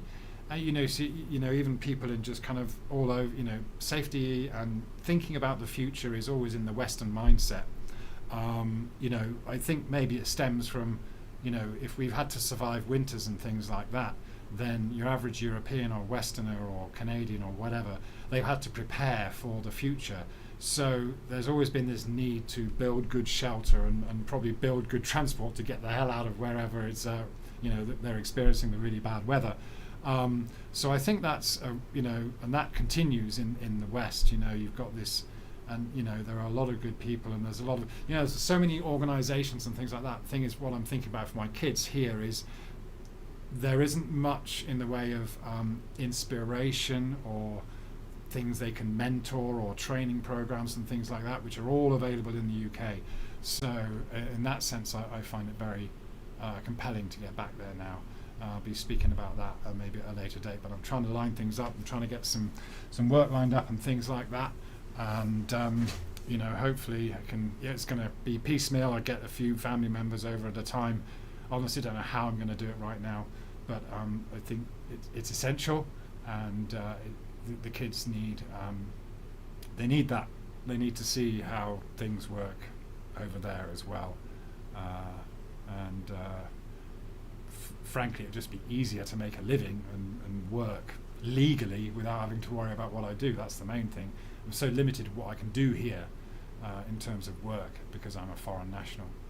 So anyway, that's kind of like that's probably enough said from me. I saw an email come in, Flatsoid. I'm sorry, I'm drying up now and I've run out of tea. So it was a really fantastic chat with Del. So yeah, good. It was nice. It felt good to kind of like, you know, be able to say what I wanted to say, and yeah. You know, so have yourselves a good weekend, all right? And it's good night from me here in Phuket, and wherever you are, enjoy the rest of the weekend. Peace and love, all right? Take it easy, yeah?